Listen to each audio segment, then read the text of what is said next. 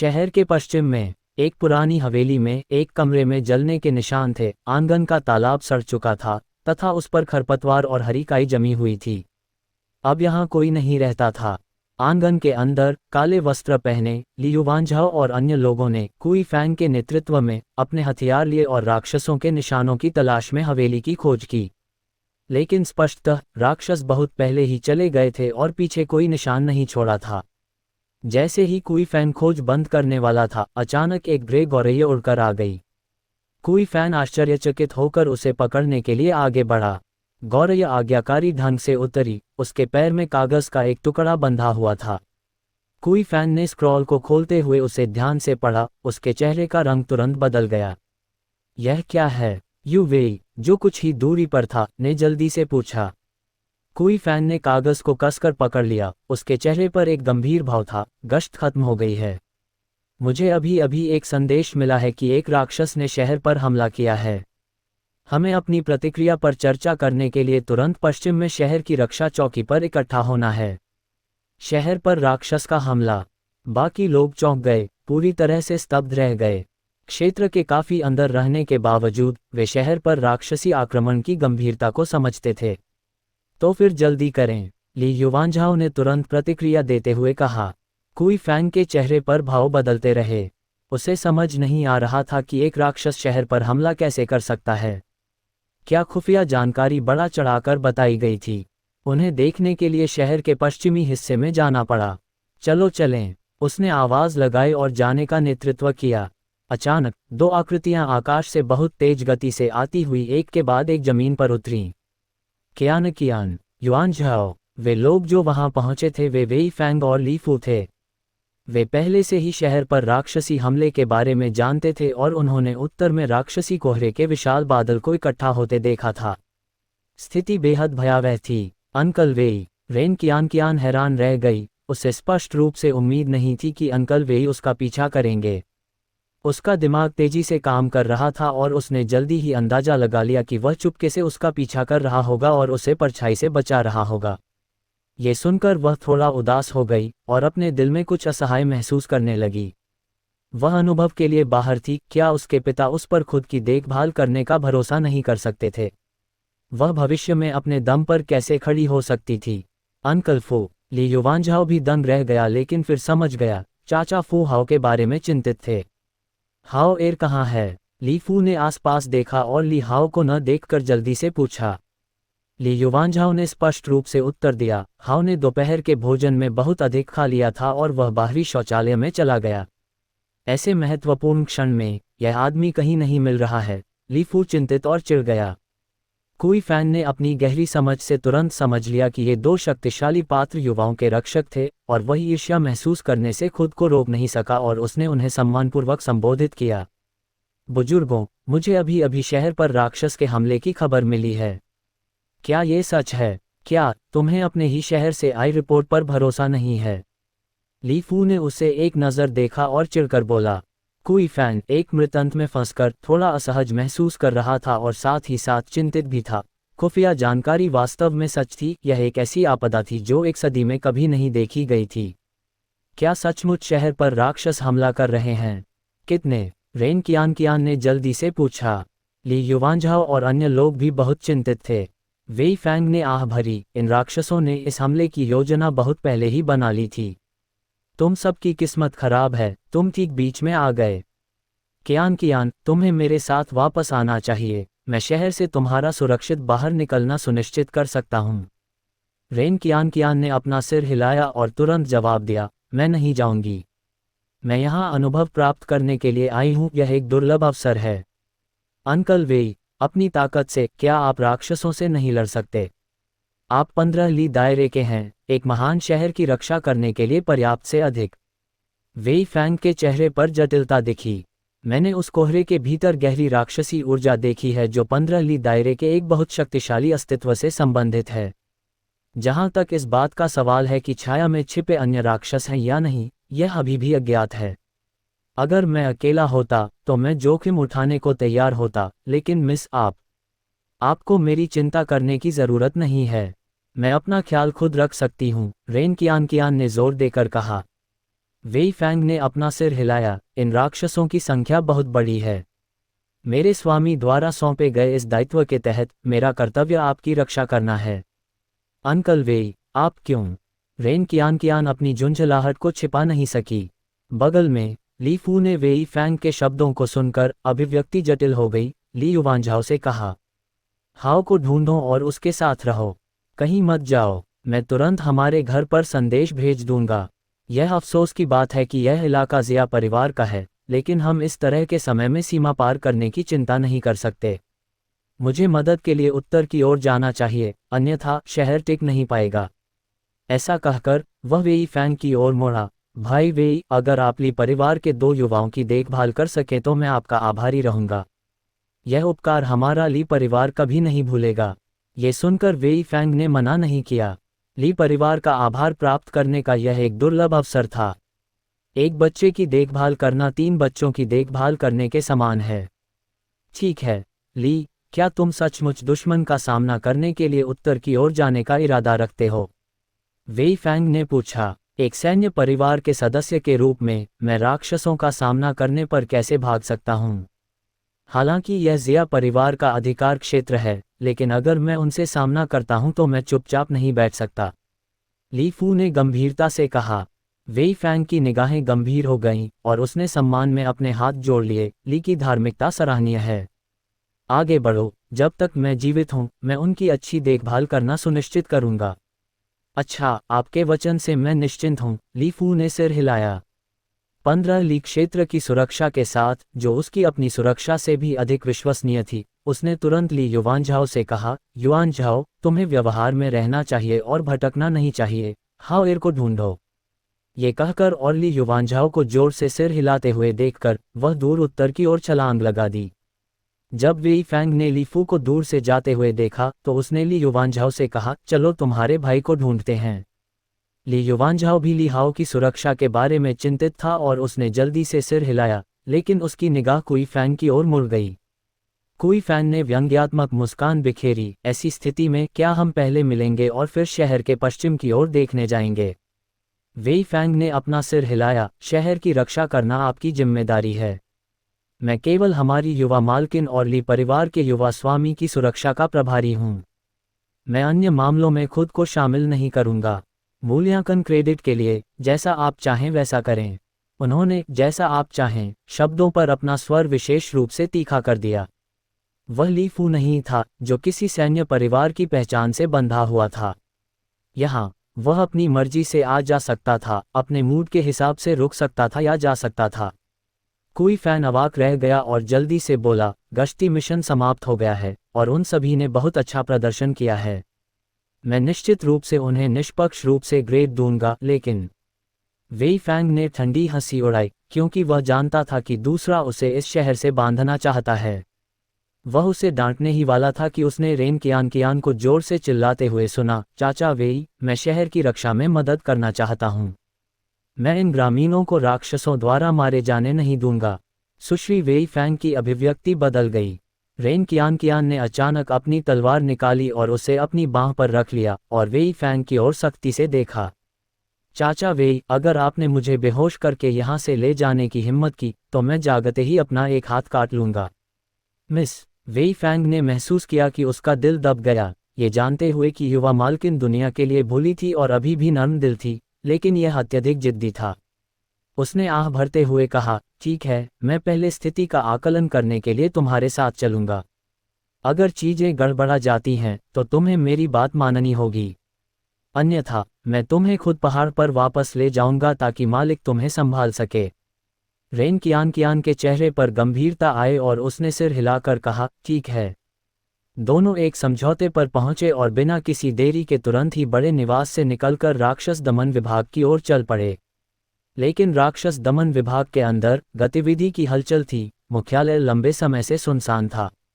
उन्हें store room attendant में से एक से पता चला, जो पीछे रह गया था, कि राक्षस दमन विभाग के सभी कर्मियों को पहले से ही शहर की रक्षा सेना के आदेशों का पालन करने के लिए शहर के चारों तरफ फैला दिया गया था। हाओ हाओ, ली युवांझाओ ने राक्षस दमन विभाग में चिल्लाते हुए ली हाओ को हर जगह खोजा, लेकिन वह नहीं मिला। इस बीच शहर की दीवारों से पीले धुएं के निशान उठने लगे। यह इस बात का संकेत था कि युद्ध शुरू हो गया है।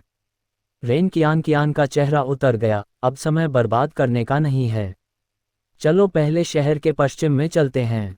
अंकल वेई, कृपया अपनी दिव्य आत्मा का उपयोग करके ये पता लगाने में मदद करें कि ली हाओ कहाँ हो सकता है। वेई फैंग ने सिर हिलाया, लेकिन वह बहुत ज्यादा चिंतित नहीं था। ली परिवार का वह बुजुर्ग जिससे वह सड़क पर मिला था, अभी तक नहीं आया था। संभवतः ली फू ने इसलिए जाने की हिम्मत की थी क्योंकि कोई दूसरा बुजुर्ग चुपके से उन पर नजर रख रहा था। वह ऐसा व्यक्ति था जो आसानी से 2-15 ली क्षेत्र के सर्प राक्षसों को मार सकता था। अगर वह आगे बढ़ने को तैयार होता तो वह शहर की राक्षसी आपदा को हल कर सकता था। वेई फैंग और कुई फैंग के नेतृत्व में वे पश्चिमी शहर की दीवार की ओर बढ़े। अपनी ताकत का प्रदर्शन करते हुए वेई फैंग शहर की रक्षा सेना के कमांडिंग अधिकारियों द्वारा विनम्रतापूर्वक आमंत्रित किए जाने पर अन्य लोगों को अपने साथ लेकर शहर की दीवार पर चढ़ गया। जैसे ही वे शहर की दीवार के पास पहुंचे, उन्होंने देखा कि बड़ी संख्या में राक्षस जंगल से उनकी ओर दौड़ रहे हैं। ये राक्षस दूर जंगल से निकल कर आते हैं। ऐसा प्रतीत होता है कि वे उत्तरी राक्षसों के साथ गठबंधन करके एक साथ शहर में घुसपैठ करने के लिए तैयार हैं। इतने सारे राक्षसों के विशाल झुंड को देखकर ली युवानझाओ और रेन कियान अन्य लोगों के साथ पीले पड़ गए। इसमें कोई आश्चर्य नहीं कि नगर रक्षा सेना के कुछ अनुभवी सैनिक भी कांप उठे, उनके दिल की धड़कनें तेज हो गईं। निकट आ रहे राक्षस, जिनकी संख्या कम से कम कई हजार थी, दिखने में बहुत बड़े और डरावने थे। कुछ तो हवा में लुढ़कते राक्षसी धुंध में बदल रहे थे। ये दृश्य वास्तव में अराजकता का राक्षसी नृत्य था। तीखी अजीब हंसी पहले से ही कई लोगों के सिर में झुनझुनी पैदा कर रही थी। अंकल वेई, क्या आपको हाओ मिल गया? ली युवानझाओ थोड़ा पीला पड़ गया। उसने तुरंत वेई फैंग से पूछा जो उसके बगल में था। जैसे ही वेई फैंग जवाब देने वाला था, उसकी नज़र अचानक बदल गई और अपना सिर घुमाकर उसने देखा कि दो आकृतियां एक के बाद एक तेजी से उनकी ओर आ रही हैं। काले लबादे में सामने खड़े युवक को देखकर वेई फैंग दंग रह गया। यदि वह गलत नहीं था तो वह युवक वही दिव्य जनरल मैंशन का बालक था जिसका वह पीछा कर रहा था। फिर भी अब लड़का हवा की सवारी कर रहा था। वेई फैंग की चकित निगाहों के सामने ली हाओ शहर के रक्षक यू शुहोंग के साथ हवा में उड़ता हुआ आया। ली हाओ ने ली युवानझाओ और अन्य लोगों को भी देखा और वह शान से उनके सामने उतरा। ली हाओ को आकाश से उतरते देख ली युवानझाओ और अन्य लोग, जो राक्षस भीड़ से भयभीत थे, सभी आश्चर्यचकित हो गए।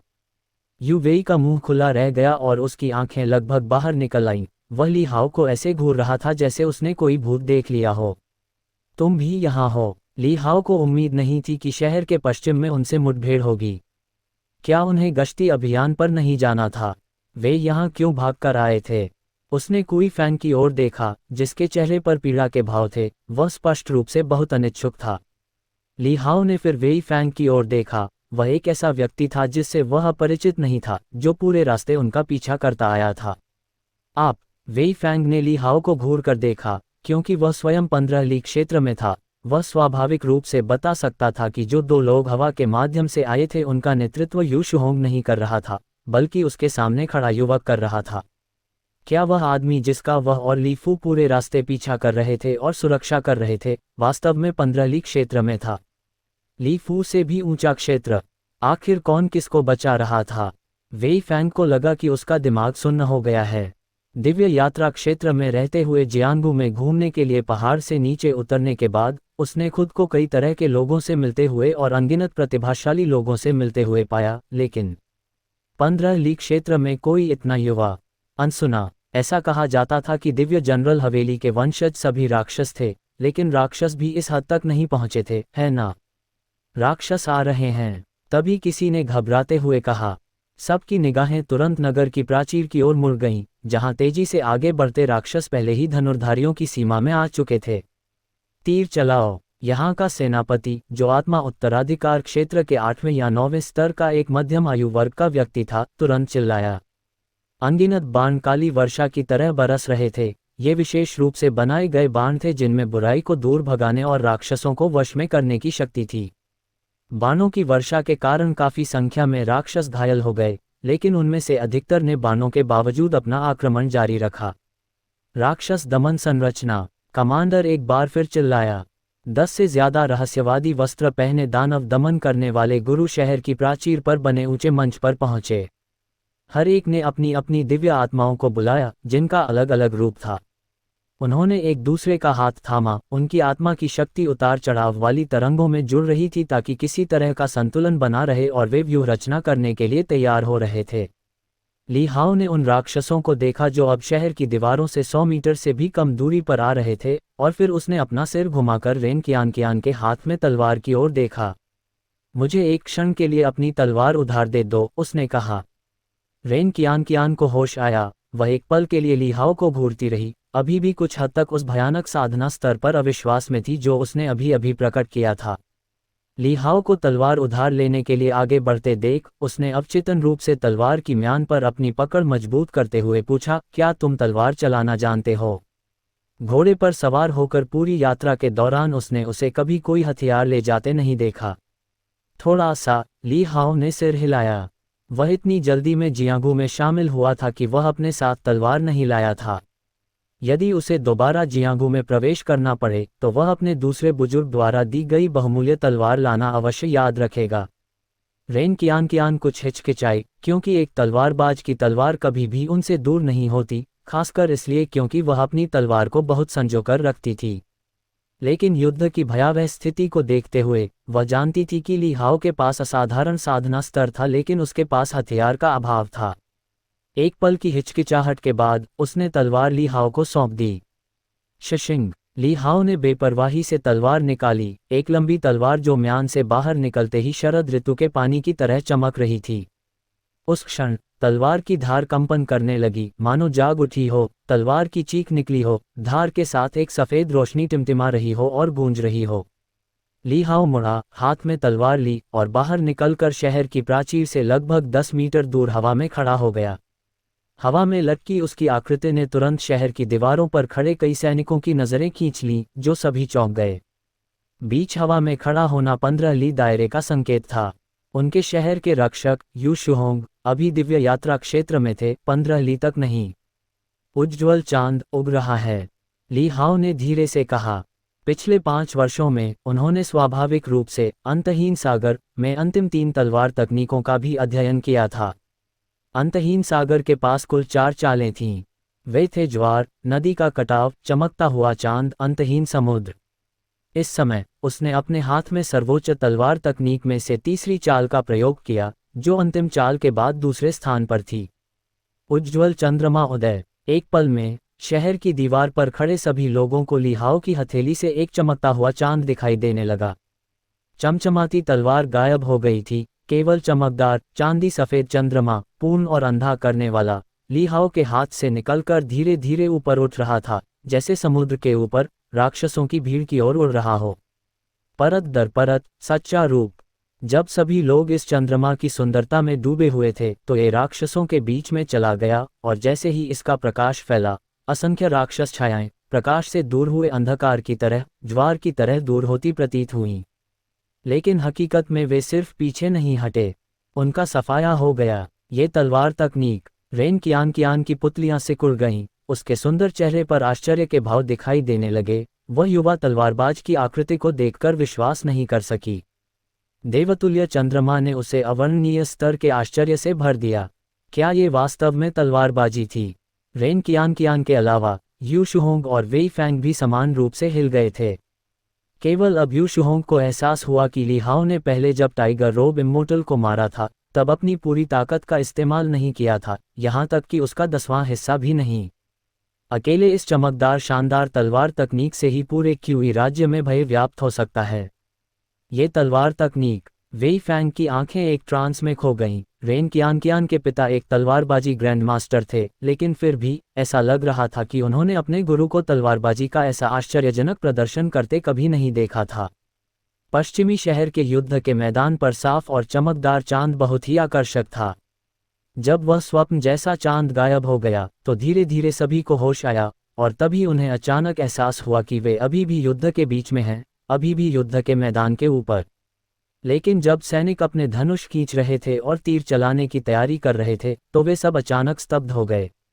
शहर की दीवार के सामने कई 100 मीटर के दायरे में कोई राक्षस कहाँ बचा था। जमीन पर केवल राक्षसी लाशों के मलबे और फटे हुए अवशेष ही बिखरे पड़े थे, और राक्षस का खून पूरे जमीन पर रंग के छींटे की तरह फैल गया। एक ही तलवार के वार से उसने लगभग 1 मील के दायरे में फैले राक्षसों का सफाया कर दिया था। युद्ध का मैदान, जो कभी राक्षसों की कर्कश चीखों और तीखी चीखों से भरा हुआ था, पलक झपकते ही इतना शांत हो गया था कि आप एक पिन गिरने की आवाज भी सुन सकते थे। शहर की दीवार पर खड़े सैनिक ही नहीं, बल्कि दूर खड़े राक्षस भी दंग रह गए, जो हमला करने के लिए तैयार थे। उनकी कभी अजेय हिमस्खलन जैसी गति अचानक रुक गई। कई राक्षस एक दूसरे की ओर देखने लगे। इन राक्षसों में महान दानव नेता भी शामिल थे, जो दिव्य यात्रा क्षेत्र के समान स्तर पर थे तथा अमर बाग के समान स्तर पर थे। लेकिन इस समय उनकी आंखों में भय और डर झलक रहा था। वह युवा व्यक्ति जो अकेले ही बाहर निकला था, शहर की दीवार के किनारे पर मडराता हुआ, लापरवाही से अपनी तलवार पकड़े हुए, एक अतुलनीय अमर तलवार की तरह वहां खड़ा था। अछूत ली हाओ ने उन राक्षसों की ओर देखा जो वहीं रुक गए थे, और बिना एक शब्द कहे, तलवार नियंत्रण का उपयोग करते हुए अपनी तलवार फेंक दी। उड़ती हुई तलवार सुनहरी रोशनी की चमक की तरह फूट पड़ी, जिससे 1 दर्जन से अधिक राक्षसों की जान तुरंत चली गई। तभी जमी हुई भीड़ अपने होश में आई, चीखने लगी और हर दिशा में बिखर गई। पहले का दुर्जय आक्रमण पलक झपकते ही बिखर गया, पूरी तरह से गायब हो गया। शहर की दीवार पर खड़े असंख्य सैनिक उस युवक की आकृति को देखकर अचंभित रह गए। वह आंकड़ा वे अगले 20 वर्षों तक अपने दिमाग से नहीं मिटा पाएंगे और उनकी यादों में घूमता रहेगा। उड़ती हुई तलवार एक सुनहरी सुई की तरह बहुत सारे राक्षसों को तेजी से मार गिराती है, जिसमें भीड़ में दिव्य यात्रा क्षेत्र का महान दानव भी शामिल है, जो इसकी आभा को छिपाने और चुपके से भागने की कोशिश कर रहा था। इसने भी ली हाओ का ध्यान आकर्षित किया और अपनी तलवार की चमक से उसने उसका सिर काट दिया और उसकी दिव्य आत्मा को बुझा दिया। उसके सामने महान दानव और सामान्य दानव में कोई अंतर नहीं था। सभी एक ही वार में मारे गए। इन दृश्यों को देखकर शहर की दीवार पर खड़ा वेई फैंग पूरी तरह आश्चर्यचकित रह गया। अगर वह खुद भी कार्रवाई करता तो भी वह ली हाओ की ताकत हासिल नहीं कर पाता। तलवार नियंत्रण की वह गति बहुत तेज थी, कम से कम उसकी अपनी गति से 2 से 3 गुना ज्यादा। उसे तुरंत ही अंधेरे प्रकाश द्वारा मार गिराए गए जियाओ दानव का ख्याल आया, बिल्कुल वैसा ही। क्या ये वही वरिष्ठ व्यक्ति था जिसके सामने वे सभी अपनी यात्रा के दौरान झुके थे? ली फू किस तरह के राक्षस को साथ लेकर जा रहा था? जैसे ही राक्षसों का समूह पराजित होकर भाग गया, उनके सामने जमा हुआ राक्षसी बादल एक क्षण में ही बिखर गया। दिव्य यात्रा क्षेत्र के महान दानव की आज्ञा के बिना इन छोटे राक्षसों ने शहर पर हमला करने का साहस नहीं किया। शहर की ऊंची और भव्य दीवारें अभी भी छोटे राक्षसों पर जबरदस्त दबाव डाल रही थीं। ली हाओ ने अपनी उड़ती तलवार से उनका पीछा किया और उन्हें मार डाला। हजारों की संख्या में आए राक्षसों में से लगभग आधे मारे गए या घायल हो गए, और बाकी जंगल में भाग गए, जहां तहां छिप गए। ली हाओ ने उन पर नजर डाली और इन छोटे मोटे भूतों पर ज्यादा समय बर्बाद नहीं किया। वह मुड़ा और शहर की दीवार के ऊपर वापस लौटा, बुलाने के लिए अपना हाथ उठाया, और तलवार की रोशनी उसके हाथ में वापस आ गई। इधर उधर देखते हुए ली हाओ ने वेई फैंग से पूछा, मेरा फू कहाँ है? ली फू, वेई फैंग ने प्रतिक्रिया व्यक्त की और जल्दी से कहा, ली फू ने मुझे ध्यान रखने के लिए कहा था। खांसी। ली फू शहर के उत्तर में चला गया, जो कि राक्षस सेना के हमले की मुख्य दिशा है। उत्तर। ली हाओ ने उत्तर की ओर देखा, उसकी नज़र तेज हो गई। वहां घनी राक्षसी आभा काले बादलों की तरह थी, जो पहले से ही उत्तर में शहर की दीवार को ढक रही थी। जैसे ही उसने अपनी दिव्य आत्मा शक्ति से आन्य कियान की तलवार को लपेटा और हमला करने के लिए तेजी से उत्तर की ओर उड़ा, उसका रंग थोड़ा बदल गया। पूरा कांग्यू शहर चौकोर आकार का था, जिसका व्यास 50 ली से भी कम था। वह शहर के पश्चिम में स्थित था, उत्तर की ओर सीधी रेखा में नहीं, इसलिए दूरी कुछ हद तक कम थी, जो पूरी तरह से उसकी वस्तु हेरफेर की सीमा के भीतर थी। वास्तव में, यदि वह हमले की दूरी बढ़ाने के लिए शतरंज की बिसात की विशेषता फ्लाइंग फेस का उपयोग करता, तो उसकी वस्तु हेरफेर की सीमा और भी बड़ी हो सकती थी। जैसे ही उड़ती हुई तलवार बाहर निकली, ली हाओ की नज़र शहर के उत्तर पर केंद्रित हो गई, और उसके बगल में खड़े लोग, ली युवानझाओ, यू वेई, रेन कियान और अन्य, सभी ली हाओ को देखकर अचंभित रह गए। उनमें से सबसे अधिक हैरान ली युवानझाओ थे। उसने कभी कल्पना भी नहीं की थी कि हाओ, जो हर दिन उसके साथ रहती थी, जो दिन भर आंगन में पेंटिंग करती थी, बड़े मालिक के साथ मछली पकड़ने जाती थी या पेस्ट्री बनाने के लिए रसोई घर में जाती थी, इतनी शक्तिशाली हो सकती है। 15 ली क्षेत्र। उसे घुटन महसूस हुई। हे भगवान, यदि उसकी चाची और अन्य लोगों को इस बारे में पता चलता तो क्या वे खुशी से अभिभूत नहीं हो जाते। लेकिन हाओ ने खेती कैसे की? उसने उसे कभी तलवार से अभ्यास करते नहीं देखा था। यदि ली हाओ के परिचित हाव भाव और भाषण न होते तो ली युवांझाओ को लगता कि उसने किसी राक्षस का रूप धारण कर लिया है। उनके पास खड़े युवक ने बहुत दबाव डाला, जिससे रेन कियान, डू कियुए और अन्य लोग भाव विभोर होकर देखते रह गए। लगभग उसी उम्र में वे अभी भी जोतियान क्षेत्र में भटक रहे थे, अभी तक आत्मा उत्तराधिकार पर नहीं पहुंचे थे। और ली हाओ पहले ही 2 प्रमुख क्षेत्रों को पार कर चुका था। ये किसी राक्षसी चमत्कार से भी अधिक अमानवीय था, यह अपमानजनक था। रेन कियान को अपने पिता के शब्द याद आए। 8वीं परत युद्ध शरीर से युक्त होने के कारण उसने 10 वर्ष की आयु में ही तलवार का सार समझ लिया था और तलवारबाजी में अपने साथियों के बीच अद्वितीय स्थान प्राप्त किया था। एक बार तलवार के बारे में उसकी समझ महान सिद्धि तक पहुंच गई तो वह अन्य शीर्ष प्रतिभाओं के साथ कंधे से कंधा मिलाकर खड़ी हो सकेगी। क्या कंधे से कंधा मिलाकर खड़े होने का यही मतलब था? उस युवक की ओर देखते हुए उसकी सांसें धीरे धीरे तेज हो गईं। उज्ज्वल चंद्रमा का वह दौर अभी भी उसके दिल में बसा हुआ था, जिसे मिटाया नहीं जा सका। युवा मास्टर यू शुहोंग ने पहले ली हाओ को आसानी से टाइगर रोब इमोर्टल पर विजय प्राप्त करते हुए देखा था। हालांकि वह अभी भी हैरान था, लेकिन वह कुछ हद तक इसे स्वीकार करने में सक्षम था और जल्दी से झुककर बोला, मैं शहर के उत्तर की ओर जाऊंगा। ली हाओ ने हल्का सा सिर हिलाया, उसका ध्यान पहले से ही उत्तर दिशा में उड़ती तलवार पर था। यू शुहोंग उत्तर की ओर तेजी से बढ़ा, जबकि उसी समय तलवार की रोशनी उत्तर में दानवों की भीड़ के बीच तेजी से आगे बढ़ी। उत्तर दिशा में अनगिनत तीर छोड़े गए। ली फू ने अपनी पहचान उजागर करते हुए शहर के रक्षा जनरल के साथ युद्ध की कमान संभाली। राक्षसों की भीड़ में 8 भयानक आकृतियां अपना असली रूप दिखा रही थीं, जो पीले वस्त्र पहने एक व्यक्ति के चारों ओर एकत्रित थीं, जिसके सीने तक 2 स्पष्ट लाल भौहें लटक रही थीं। इस छोटे से शहर में केवल 3 या 5 दिव्य यात्रा क्षेत्र के प्राणी हैं, हम उन्हें संभाल सकते हैं। इसकी बात करते हुए विशाल शक्ति वाला सच्चा भगवान अभी तक क्यों नहीं आया है? ब्लैक विंड माउंटेन रेंज के वे लोग क्या सोच रहे हैं? राक्षसों ने पूर्व की ओर देखा, उन्हें वहां भी अशांति की आशंका थी, लेकिन वहां शांति थी। पहले उन्हें मार डालो, फिर बात करो। उड़ते हुए बाज जैसा दिखने वाला एक दानव अचानक शहर की ओर बढ़ा, जो आगे बढ़ने और लाल भान ताओवादी को प्रभावित करने के लिए उत्सुक था। शहर की दीवार के ऊपर तलवार की रोशनी की एक लकीर चमक रही थी। ये सोंग युयाओ था जो शहर लौट रहा था। उसने ली हाओ का सामना नहीं किया था और समाचार प्राप्त करने पर उसे सबसे पहले दुश्मन से बचाव के लिए उत्तर की ओर आना पड़ा। उड़ता हुआ बाज भी दिव्य यात्रा क्षेत्र में था और उसने सोंग युयाओ की भयंकर तलवारबाजी को देखकर तुरंत ही राक्षसी धुंध का एक बादल उगल दिया, जिसने शहर की दीवार को ढक दिया और एक राक्षसी कला का निर्माण किया। राक्षस कला को बाधा के रूप में इस्तेमाल करते हुए अधिक से अधिक राक्षसों ने शहर की दीवार पर हमला किया। तीरंदाजों ने अपने लक्ष्य खो दिए और चढ़ाई करने वाले राक्षसों से लड़ने के लिए केवल अपनी तलवारें खींच सकते थे। लाल भान ताओवादी के आसपास के अन्य राक्षस भी नहीं रुके, लगातार हमला करने के लिए दौड़ पड़े। पलक झपकते ही सोंग युयाओ पर 2 दिव्य यात्रा क्षेत्र राक्षसों द्वारा दोनों तरफ से हमला किया गया। उसका चेहरा अचानक बदल गया क्योंकि वह आक्रामक से रक्षात्मक हो गई। दूसरी ओर लियू परिवार के मुखिया लियू शुनकिंग ने क्यूई परिवार के मुखिया के साथ मिलकर अपने परिवार के शिष्यों को इस स्थान की रक्षा के लिए नेतृत्व किया। राक्षस दमन दूत को राक्षसों से घिरा देखकर वे तुरंत सहायता के लिए चले गए, लेकिन दुश्मन के पास स्पष्ट रूप से अधिक दिव्य यात्रा क्षेत्र के लड़ाके थे और जल्द ही वे तीनों नुकसान में आ गए। ली फू ने यह देखा और तुरंत अपनी तलवार खींच ली और सहायता के लिए युद्ध में शामिल हो गया। दिव्य यात्रा क्षेत्र में उनकी साधना में हमेशा श्रेष्ठ या अद्वितीय तकनीकें शामिल होती थीं, जिससे उन्हें एक गहन आधार मिला और वे अन्य दिव्य यात्रा क्षेत्र अभ्यासियों की तुलना में 3 गुना अधिक शक्तिशाली बन गए तथा उन्होंने दिव्य यात्रा क्षेत्र के एक महान दानव को शीघ्र ही परास्त कर दिया। लीफू की भयंकर शक्ति को देखकर अन्य राक्षस तुरंत पीछे हट गए और उसे घेर लिया। तीनों राक्षसों ने एक भयंकर युद्ध छेड़ दिया और जल्द ही लीफू भी नुकसान में आ गया।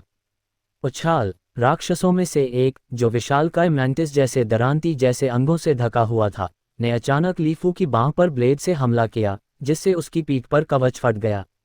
एक अन्य राक्षस, जो लगभग 7 या 8 मीटर लंबा था, एक विशालकाय बंदर की तरह मोटे बैंगनी फर से ढका हुआ था, उसने अपना डंडा घुमाया और लीफू की पीठ पर जोरदार प्रहार किया।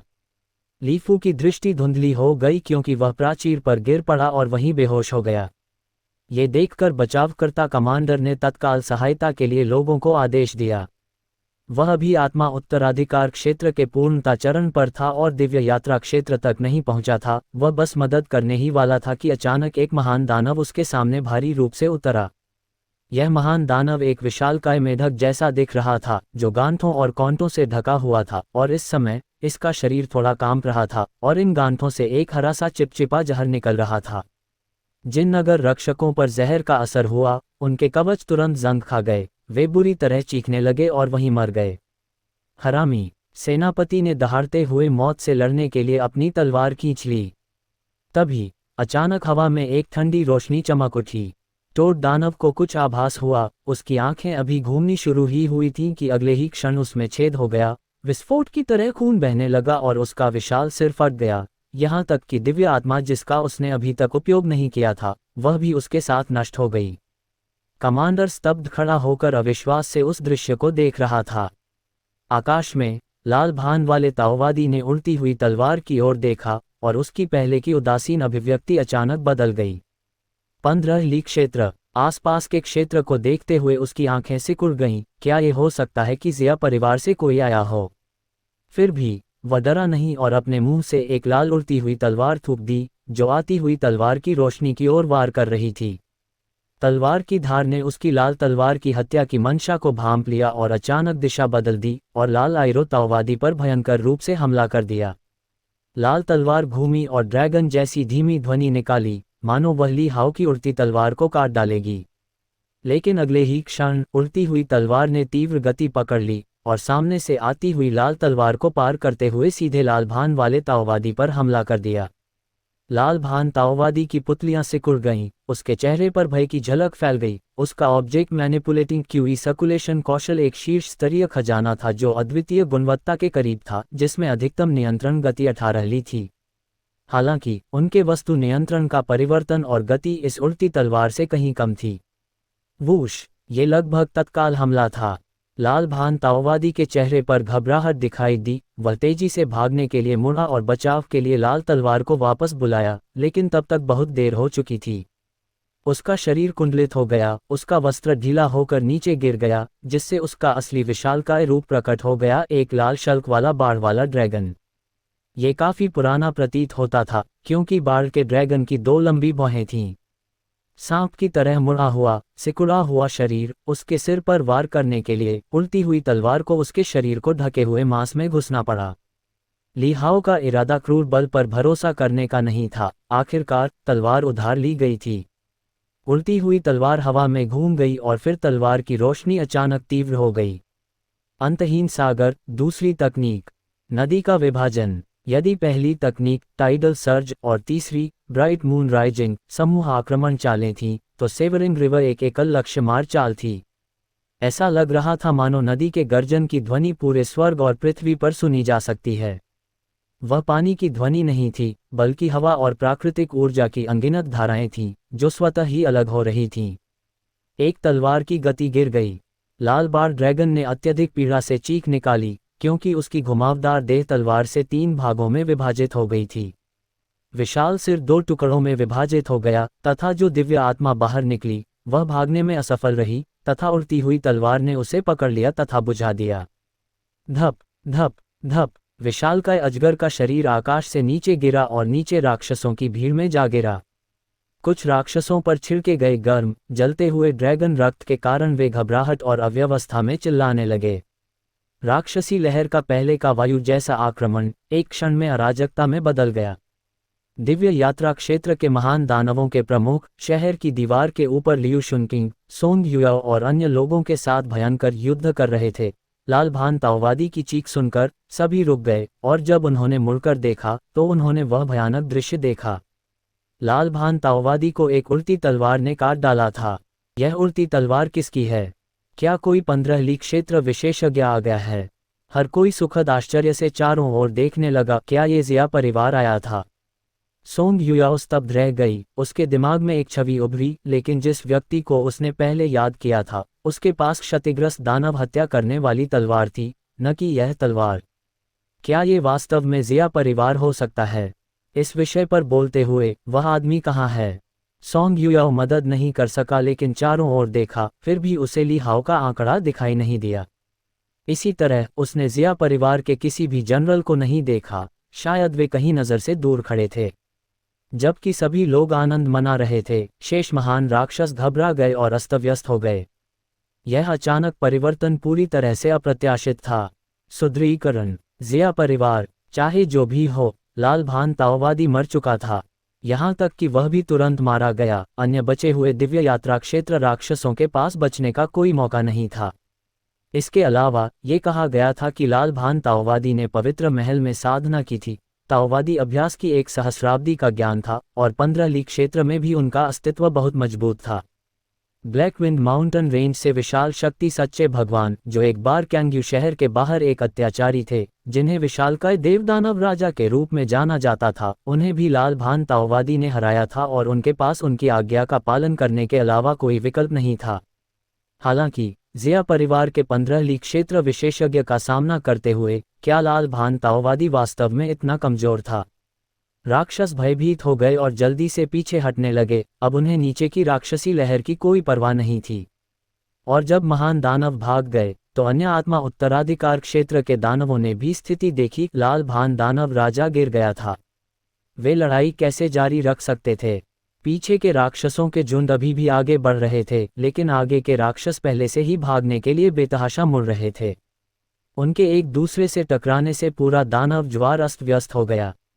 इस बीच जब उड़ती तलवार ने लाल भान ताओवादी को मार डाला तो ली हाओ ने युद्ध के मैदान में इसे चलाना जारी रखा तथा भागते हुए दिव्य यात्रा क्षेत्र के महान राक्षसों का पीछा किया। इन महान राक्षसों में पुनः संगठित होकर वापस आने की शक्ति थी। ली हाओ स्वाभाविक रूप से उन्हें नहीं छोड़ेगा। तलवार की रोशनी दिव्य बिजली की तरह थी, जो तेजी से युद्ध के मैदान से गुजर रही थी।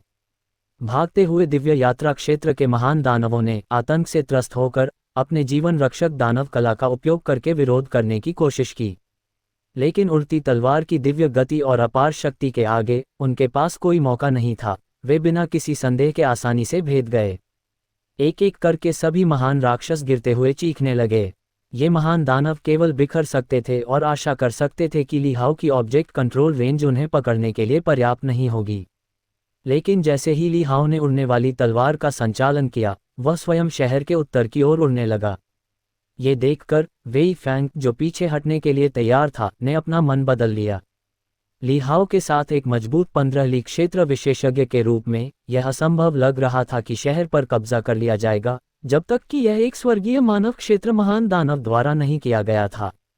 और यदि ऐसा होता तो स्वर्गीय मानव क्षेत्र के महान दानव को अन्य राक्षसों की सहायता की आवश्यकता क्यों पड़ती और वह इतना हंगामा क्यों मचाता? किसी शहर को बर्बाद करना महज एक साधारण प्रयास होगा, एक ऐसा कार्य जो एक अगरबत्ती जलाने में लगने वाले समय में पूरा हो सकता है।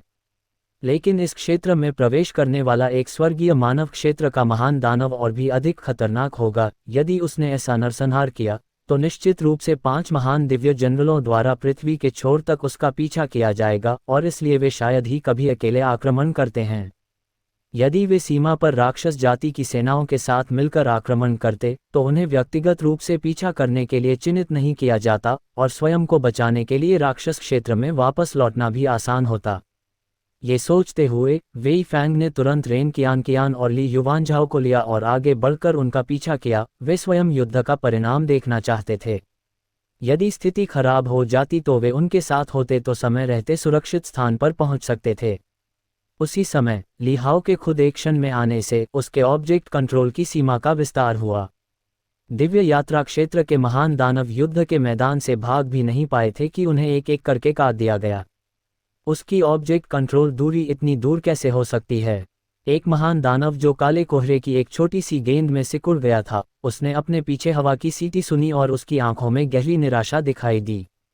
वूश! तलवार की रोशनी चमकी और काली धुंध को चीरती हुई आगे बढ़ी। दिव्य यात्रा क्षेत्र के सभी 8 महान दानवों के नष्ट हो जाने के बाद ली हाओ ने उड़ती हुई तलवार को मोड़ा और दानवों की लहर की ओर वार किया। तलवार की रोशनी राक्षसों के ज्वार को सुई में धागा पिरोने की तरह सिल रही थी, और राक्षसों को पागलपन की हद तक काटते समय लगातार खून के छींटे पड़ रहे थे। एक समय में भयंकर राक्षसी लहर, पलक झपकते ही खून के दुखद समुद्र और अनगिनत लाशों के अलावा कुछ नहीं रह गई। बचे हुए राक्षस बिखर गए और भाग गए। ये देखकर शहर के रक्षकों ने तुरंत दूसरों को पीछा करने और हमला करने के लिए बुलाया। लियू शुनकिंग और क्यू परिवार भी अपने शिष्यों का नेतृत्व करते हुए राक्षसों का शिकार करने निकल पड़े। ये पुण्य कमाने का एक दुर्लभ अवसर था। धूपबत्ती जलाने में लगने वाले समय के आधे से भी कम समय में राक्षसी ज्वार समाप्त हो गया। शहर की दीवारों के नीचे बिखरी राक्षसी लाशों को देखकर, और विशेष रूप से रेड जियाओ के शरीर को, जो 3 भागों में कटा हुआ था, देखकर शहर की रक्षा सेना के कई सदस्यों को ऐसा लगा जैसे वे सपना देख रहे हों। वे पहले ही निराश हो चुके थे, यहाँ तक कि उन्होंने अपनी वसीयतें लिखकर अपने सैन्य तंबू में छोड़ दी थीं, फिर भी उन्होंने शहर की सफलतापूर्वक रक्षा की। राक्षसों का हमला। उड़ती तलवार के हमले के तहत ये लगभग हास्यास्पद लग रहा था। भयंकर तैयारी अचानक समाप्त हो गई। लाल भान ताओवादी की मृत्यु और अन्य दिव्य यात्रा क्षेत्र महान राक्षसों की क्रमिक मृत्यु के बाद उत्तर में मंडरा रहे राक्षसी बादल पहले ही छंट चुके थे और आकाश में पुनः स्पष्टता आ गई थी। शहर की दीवारों पर खड़े होकर सैनिकों और अधिकारियों ने हाथ उठाकर जयकारे लगाए। जब यू शुहोंग दौड़कर वहां पहुंचा तो उसने केवल बिखरी हुई दानव भीड़ को देखा और वह दंग रह गया। राक्षसों के साथ 20 वर्षों तक छलपूर्ण सह-अस्तित्व और कठिन परिश्रम। क्या ये सब एक अकेले युवक द्वारा तलवार से पराजित कर दिया गया? भावनात्मक रूप से आंदोलित होने के अलावा उन्हें अकथनीय दुख और कड़वाहट का भी एहसास हुआ। हर जगह मदद मांगी, विनती की, लेकिन ये सब बुलबुले की तरह क्षणभंगुर था। इतने वर्षों तक उनके द्वारा किए गए समझौते और संघर्ष का क्या मतलब था? वह अच्छी तरह जानता था कि केवल ताकत से ही हर बाधा को पार किया जा सकता है। लेकिन यहाँ स्थानांतरण के बाद तथा सरकारी जिम्मेदारियों के बोझ तले दबे रहने के कारण उनके पास कितना खाली समय था। वह अवाक खड़ा रहा और हल्की आह भरते हुए आसमान की ओर देखने लगा। राक्षसों का ज्वार खत्म हो चुका था। मृतकों और घायलों की संख्या को देखते हुए कांग्यू शहर को आने वाले दशकों तक राक्षसों के आक्रमण का कोई डर नहीं होना चाहिए। लेकिन खुद के बारे में क्या? वह कड़वी मुस्कान के साथ मुस्कुराया, फिर खुद को संभाला और ली हाओ की ओर चल दिया। ली परिवार के युवा स्वामी, मैं यू शुहोंग, बेशर्मी से कांग्यू शहर के सभी लोगों का प्रतिनिधित्व करते हुए आपकी सहायता के लिए आपको धन्यवाद देता हूँ। यू शुहोंग की अभिव्यक्ति गंभीर थी, दोनों हाथ एक साथ जुड़े हुए थे, आंखें गंभीर थीं, और उसने ली हाओ को गहरा प्रणाम किया। ली हाओ ने अपने हाथ से इशारा किया और दूर से उड़ती हुई तलवार बादल की तरह तैरती हुई उसकी हथेली पर आ गिरी। उसने अपने बगल में खड़े शहर के रक्षक की ओर देखा, जो एक अधेड़ उम्र का व्यक्ति था, जिसके चेहरे पर मौसम के प्रभाव के निशान थे। वह सांवला और खुरदुरा था।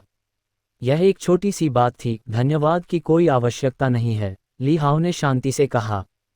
यू शुहोंग का मुंह कड़वाहट से भर गया और उसने तुरंत कहा, राक्षसों के साथ मेरी मिलीभगत और उनके साथ भाईचारा मैं शाही दरबार में रिपोर्ट करूंगा। इसके अलावा शहर की रक्षा में युवा स्वामी की योग्यता मैं यहाँ मौजूद सभी सैनिकों के गवाह के रूप में भी दर्ज करूंगा और प्रस्तुत करूंगा। इस उपलब्धि के लिए आपका श्रेय कम नहीं होगा। योग्यता एक मामूली बात है। ली हाओ ने अपना सिर थोड़ा हिलाया, बिना प्रभावित हुए। ली हाओ के उदासीन और लापरवाह व्यवहार को देखकर यू शुहोंग एक पल के लिए रुक गया, ये पहचानते हुए कि युवक की आंखें स्पष्ट थीं, झूठी विनम्रता नहीं। लेकिन वह विनम्र थे या नहीं, इससे कोई फर्क नहीं पड़ता। जैसा कि उन्होंने कहा, इसका श्रेय इतना महत्वपूर्ण था कि इसे छिपाया नहीं जा सकता था। ध्यान दें, सामान्य समय में पुण्य अर्जित करना अत्यंत कठिन था।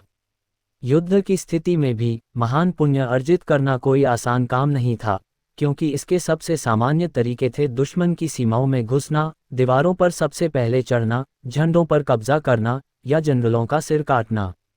नेताओं को पकड़ने या दुश्मन का सफाया करने के लिए भी योग्यता पुरस्कार दिए जाते थे।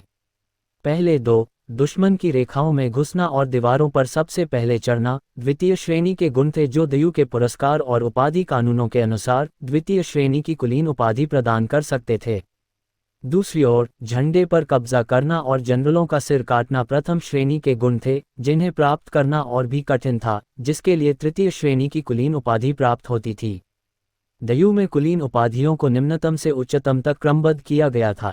नाइट, बैरन, अर्ल, मार्क्विस और ड्यूक। ड्यूकडम के ऊपर दिव्य मार्क्विस की सबसे प्रतिष्ठित उपाधि थी।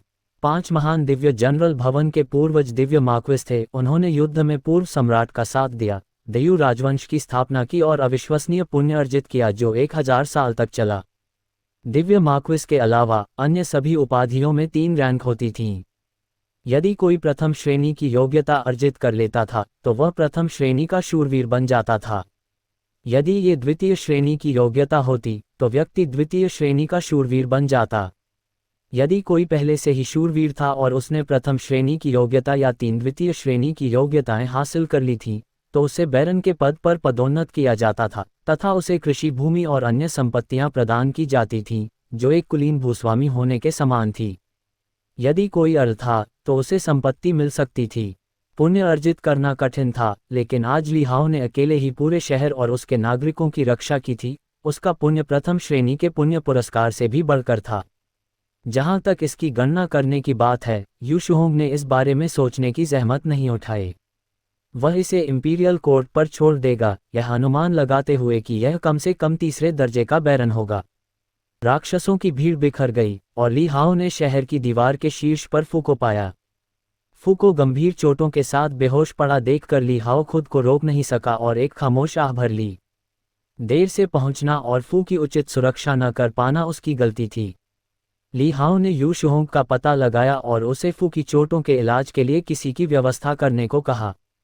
यू शुहोंग बिना किसी हिचकिचाहट के सहमत हो गया। उसने तुरंत किसी को ली फू को नीचे लाने के लिए भेजा और उसका इलाज करने के लिए सबसे अच्छे सैन्य चिकित्सक को भेजा।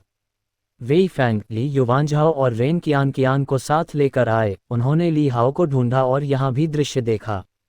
शहर के बाहर के राक्षसों को परास्त कर दिया गया था। ऊंची दीवारों के नीचे हर जगह लाशें बिखरी हुई थीं, शहर के पश्चिमी हिस्से से अलग नहीं। अगर कुछ था तो वहां और भी लाशें थीं और खून और भी ज्यादा बह रहा था। शहर की दीवारों पर ज्यादा लोग घायल नहीं थे। ली फू को नीचे ले जाते हुए देखना और फिर ली हाओ को देखना, जिसकी आस्तीन पर खून भी नहीं था और वह सुरक्षित दिख रहा था, वेई फैंग के मुंह के कोने पर एक ऐंठन सी बन गई। प्राचीन काल से ही परिवार के योद्धा ही अपने युवा स्वामियों की गुप्त रूप से रक्षा करते रहे हैं। ये पहली बार था जब उन्होंने किसी युवा स्वामी को परिवार के योद्धा की गुप्त रूप से रक्षा करते देखा था। ऐसा लग रहा था कि ली परिवार तियानगान की दुनिया को उलट-पुलट कर रहा है। तुम्हारी तलवार। ली हाओ ने रेन कियान को देखा और उससे याद आया। उसने तुरंत अपने हाथ में पकड़ी हुई तलवार उसे सौंप दी। अचानक उसके मन में एक विचार आया, नहीं, ये आपकी तलवार है। रेन कियान स्पष्ट रूप से इस बात से अनजान थी कि उसके सामने वाला युवक क्या सोच रहा था। उसने अपनी आंखों में एक जटिल नज़र के साथ तलवार ले ली, फिर भी उसकी नज़र ली हाओ के चेहरे पर टिकी रही। वह, जो हमेशा से अपनी प्रिय तलवार को अपने हाथ की तरह जानती थी, उस समय ब्लेड की हल्की सी कुंद हो चुकी धार पर ध्यान भी नहीं दे पाए। क्या तुम सचमुच 15 ली क्षेत्र में हो? उसने अपने होंठ हल्के से काटे और जटिल भावनाओं के साथ पूछा। ये प्रश्न डू कियुए और अन्य लोगों द्वारा भी उत्सुकता से पूछा गया था। ली हाओ को हवा में चलते हुए और राक्षसों की भीड़ को हराते हुए देखने के बावजूद सब कुछ एक सपने जैसा लग रहा था, बहुत ही असत्य। वेई फैंग के हाव भाव थोड़े बदल गए। उसने अपनी युवा मालकिन को चिंता से देखा। ली हाओ जैसे राक्षस का सामना करना उसके साथियों के लिए बहुत बड़ा झटका था। अगर उसकी युवा मालकिन की तलवार की आत्मा ढह गई और वह कभी ठीक नहीं हुई तो ये भयानक होगा। ली हाओ बिना कुछ बोले केवल मुस्कुराए, लेकिन यह अपने आप में एक उत्तर था। रेन कियान ने चमकते चांद के बारे में सोचा और पूछे बिना नहीं रह सकी, तुम्हारी वह तलवार तकनीक, इसे सीखना चाहते हो? हम। रेन कियान की आंखें अचानक चमक उठीं और उसने जोर से सिर हिलाया। दुख की बात है कि यह मेरे परिवार की अद्वितीय तलवारबाजी तकनीकों में से एक है और इसे साझा नहीं किया जाना चाहिए। फिर भी, यदि आप ली परिवार के अनुचर बनने के लिए तैयार हैं या युआन शिविर में 30 साल तक सेवा करने के लिए सहमत हैं, तो मैं आपको सिखा सकता हूं, ली हाओ ने कहा। रेन कियान दंग रह गई, लेकिन फिर उसने अपने दांतों को भींच लिया और कहा, मैं आपकी अनुचर बन सकती हूं। मेरा। ली हाओ आश्चर्यचकित था। क्या तुम समझते हो कि अनुचर होने का क्या मतलब है? एक बार जब तुम अनुचर बन जाते हो तो ये जीवन भर के लिए होता है। तुम्हारे पिता ग्रैंड मास्टर हैं और तुम्हारी स्थिति के कारण तुम भविष्य में अनंत धन और सम्मान का आनंद उठाओगे। उनकी नज़र में ये स्पष्टतः एक अनावश्यक कार्य था, उसकी तरह नहीं जो कर्ज के बोझ तले दबा हो और जिसे निपटान की जरूरत हो। हाँ मिस, कृपया जल्दबाजी मत करो, वेई फैंग ने जल्दी से कहा। यदि युवा मिस ली हाओ का अनुसरण करके कुछ सीख सकती हैं तो वे निश्चित रूप से इसका स्वागत करेंगे, लेकिन किसी की अनुचर बनना, ऐसी स्थिति बहुत निम्न थी। यदि ली हाओ वहां नहीं होते तो वह और भी अधिक कठोर होते। रेन कियान ने अपना सिर हिलाते हुए कहा, जब तक आप मुझे तलवार चलाने की तकनीक सिखाने के लिए तैयार हैं, मैं तैयार हूं। इसके अलावा मैंने आपके लिए परिवार के लिसनिंग रेन टॉवर के बारे में बहुत पहले ही सुन लिया था, जिसमें दुनिया भर की असंख्य साधना तकनीकें शामिल हैं। अगर मैं आपकी अनुचर बन जाऊं तो क्या मैं भी अंदर देख सकती हूं? तुम्हें अपने लाभ की गणना करने का हुनर जरूर आता है, ली हाओ ने मुस्कुराते हुए जवाब दिया। लेकिन लिसनिंग रेन टॉवर में प्रवेश करने के लिए मुझे तुम्हारे प्रदर्शन पर विचार करना होगा। कोई समस्या नहीं, रेन कियान ने गंभीरता से कहा। वेई फैंग अपनी चिंता छिपा नहीं सका। मिस, ऐसे महत्वपूर्ण मामले के लिए आपको अपने गुरु से इस पर चर्चा करनी चाहिए। मैं खुद हूं और वह खुद है। ग्रैंड मास्टर के रूप में उसका अपना रास्ता है। भविष्य में मेरा भी अपना रास्ता होगा, रेन कियान ने गंभीरता से कहा। कितना मूर्खतापूर्ण! वेई फैंग का मुंह फड़क उठा, ये सोचते हुए कि एक अनुचर के रूप में कोई किस तरह का रास्ता अपना सकता है। वह ये कल्पना भी नहीं कर सकता था कि इस यात्रा से लौटने पर उसका स्वामी संभवतः जीवित ही उसकी खाल उधेड़ देगा। ली हाओ ने यह उम्मीद नहीं की थी कि यह युवक इतना जिद्दी होगा, लेकिन वर्षों के दौरान वह इस दुनिया के लोगों को समझ गया था। वे काफी चतुर थे। कुछ सामंती विचारधाराएं गहराई से जड़ें जमाए बैठी थीं, जैसे यह विचार की उपलब्धियों के बिना आदमी कुछ भी नहीं है, हर कोई उसे नीची निगाह से देखता है और घृणा करता है। इस युद्धप्रिय दुनिया में महिलाएं भी हैं, जहां निश्चित रूप से कुलीन परिवारों की सज्जन महिलाएं हैं, वहीं ऐसी कई लड़कियां भी हैं जो छोटी उम्र से ही सूर्य और चंद्रमा के साथ प्रतिस्पर्धा करने की आकांक्षा रखती हैं। ये बताने की आवश्यकता नहीं है कि यह छोटी लड़की एक मार्शल आर्ट परिवार से आती है। इससे भी अधिक महत्वपूर्ण बात यह थी कि उसने तलवार के सार को समझ लिया था, तलवारबाजी के प्रति जुनूनी थी और उस पर ध्यान केंद्रित करती थी, और अपने कौशल का अभ्यास करने के लिए वह सामान्य ज्ञान से परे चीजें भी कर सकती थी। ठीक वैसे ही जैसे वह शतरंज के खेल के लिए हजारों मील की दूरी पहाड़ों और घाटियों से होकर यात्रा करने में रोमांचित होता। ठीक है, वापस आते समय इस पर विचार करना, और किंगजो लौटने पर हम फिर बात करेंगे, ली हाओ ने कहा। उसे डर था कि कहीं युवती आवेग में आकर काम न कर दे। ये सुनकर वेई फैंग ली हाओ को कृतज्ञता भरी नजरों से देखने से खुद को रोक नहीं सका। उसके दिमाग में यह बात तेजी से घूम रही थी कि वह अपनी युवा महिला को यह विचार छोड़ने के लिए कैसे राजी कर सकता है।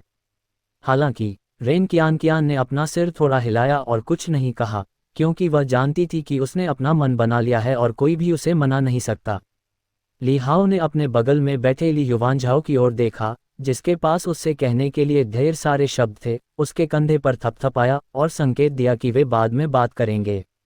ली युवांझाओ ने ली हाओ के इरादे को समझते हुए अपनी उत्तेजना को नियंत्रित किया और जोर से सिर हिलाया। ये तय होने के बाद ली हाओ ने यू शुहोंग को ढूंढा और पूछा कि क्या वहां कांगयू शहर के कुछ प्रसिद्ध शेफों की कविताओं, चित्रों, संगीत के अंकों या व्यंजनों का कोई संग्रह है। उनके लिए बाहर जाना एक दुर्लभ अवसर था और वह खाली हाथ लौटना नहीं चाहते थे। ली हाओ का अनुरोध सुनकर यू शुहोंग थोड़ा हैरान और चकित हो गया। उसने सोचा था कि ली हाओ अन्य चीजों के बारे में पूछेगा, लेकिन इसके बजाय ये सब इन अप्रासंगिक ट्रिंकेट के बारे में था। उसने अजीब सी नज़र से देखा, ये सोचकर कि इन युवा स्वामियों के कुछ अजीब शौक हो सकते हैं। उसने आगे कुछ नहीं पूछा और उसे वह सब कुछ बता दिया जो वह जानता था। फिर भी एक सैन्य व्यक्ति के रूप में उन्होंने ऐसी चीज़ों पर ज़्यादा ध्यान नहीं दिया था और तुरंत हवेली से एक विद्वान को बुलाया और उसे ली हाओ के साथ शहर के चारों ओर घूमने के लिए भेजा। माउंट वुलियांग, महान यू राजवंश की शीर्ष शक्तियों में से एक के रूप में ब्रह्मशुद्ध भूमि का क्षेत्र जहां माउंट वुलियांग स्थित था, अत्यंत विशाल था, जिसमें निरंतर पर्वत श्रृंखलाएं, भव्य और राजसी अर्हत बुद्ध हॉल और 1000 से अधिक महायान बुद्ध चोटियां थीं। विशाल बादल और धुंध चारों ओर फैल गए, जिससे संपूर्ण पवित्र भूमि में एक अलौकिक पारलौकिक आभा फैल गई। इस समय महायान बुद्ध शिखरों में से एक पर वज्र हृदय महल के सामने एक पुरुष और एक महिला, दो आकृतियां पहाड़ की तलहटी से इस भव्य और भव्य महल के प्रवेश द्वार तक चढ़ गईं। यह मेरे कनिष्ठ भाई कियानफेंग का वज्र हृदय महल है, कासया वस्त्र पहने युवा भिक्षु ने मुस्कुराते हुए कहा।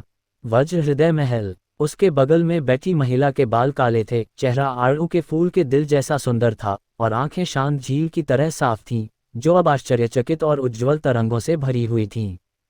वज्र हृदय महल। पिछली बार भी वह गंधर्व धर्म भगवान था और अब वह पहले से ही वज्र है। गंधर्व धर्म भगवान और वज्र दोनों ही माउंट वुलियांग के बौद्ध धर्म के अंतर्गत आने वाली उपाधियां थीं। गंधर्व धर्म भगवान को दिव्य यात्रा क्षेत्र के साधना स्तर की आवश्यकता थी। वज्र बनने के लिए किसी को 15 लीग क्षेत्र तक पहुंचना था। कनिष्ठ भाई कियानफेंग स्वाभाविक रूप से चतुर है। 6 साल की उम्र में अनंत प्राचीन बुद्ध के अधीन अध्ययन करने के लिए पहाड़ पर आया। 8 साल से कम उम्र में पावर पैसेज क्षेत्र पूर्णता तक पहुंच गया। 10 साल की उम्र में परफेक्ट ज्योतिर्ज्ञान, 10.5 साल की उम्र में हमारे बुद्ध की सच्ची भावना को प्राप्त करने में सफल रहा और 14 साल की उम्र में वह पहले से ही दिव्य यात्रा क्षेत्र में था। युवा भिक्षु ने मुस्कुराते हुए कहा, पिछले साल पहाड़ से नीचे एक राक्षस का वध करके लौटने के बाद से छोटे भाई कियानफेंग ने 3 महीने तक खुद को एकांत में रखा। 18 वर्ष की आयु से पहले उन्होंने दिव्य यात्रा को पार कर लिया, औपचारिक रूप से 15 लीग क्षेत्र में प्रवेश किया। उन्हें वज्र की उपाधि दी गई, धर्म नाम कियानकुन वज्र के साथ। उसके बगल में बैठी महिला के चेहरे पर आश्चर्य का भाव था। कियानकुन वज्र, ये धर्म नाम काफी महत्वपूर्ण था। ये स्पष्ट था कि माउंट वुलियांग उनका कितना सम्मान करता था। उसकी आंखें प्रशंसा से भर गईं और राक्षस वन में राक्षसों का वध करने के लिए तलवार चलाने वाली उस आकृति की छवि उसके मन में और अधिक स्पष्ट हो गई। जल्दी करो, मुझे उसके पास ले चलो, महिला ने उत्सुकता से कहा। युवा भिक्षु ने उसकी ओर देखा और धीरे से बुद्ध का नाम जप किया। नान, हालांकि कनिष्ठ भाई कियानफेंग हमारे बौद्ध संप्रदाय का एक धर्मनिरपेक्ष शिष्य है, उसकी बड़ी आकांक्षाएं हैं। मुझे डर है कि इस बार आपकी यात्रा। मुझे कोई परवाह नहीं, मुझे उससे मिलने दो, मैं खुद उससे बात करूंगी, महिला ने सिर हिलाते हुए बीच में ही टोक दिया। वह जानती थी कि वह क्या कहने वाला था, लेकिन वह हमेशा प्यार और नफरत में निर्भीक रही थी। वह सब कुछ स्पष्ट करना चाहती थी। ठीक है, ये सुनकर युवा भिक्षु ने अपना सिर थोड़ा हिलाया। उसे याद आया कि उसके गुरु ने लालच, क्रोध और भ्रम के बारे में क्या कहा था। इस महिला दानकर्ता ने भ्रम किया था। कृपया मेरे आगमन की घोषणा करें, मैं कनिष्ठ भाई कियानफेंग के लिए पंजीकरण करने आया हूँ, युवा भिक्षु ने कहा जब वह हृदय महल के प्रवेश द्वार के पास पहुंचा और कवच पहने और स्टील के भाले पकड़े 2 सैनिकों से बात की।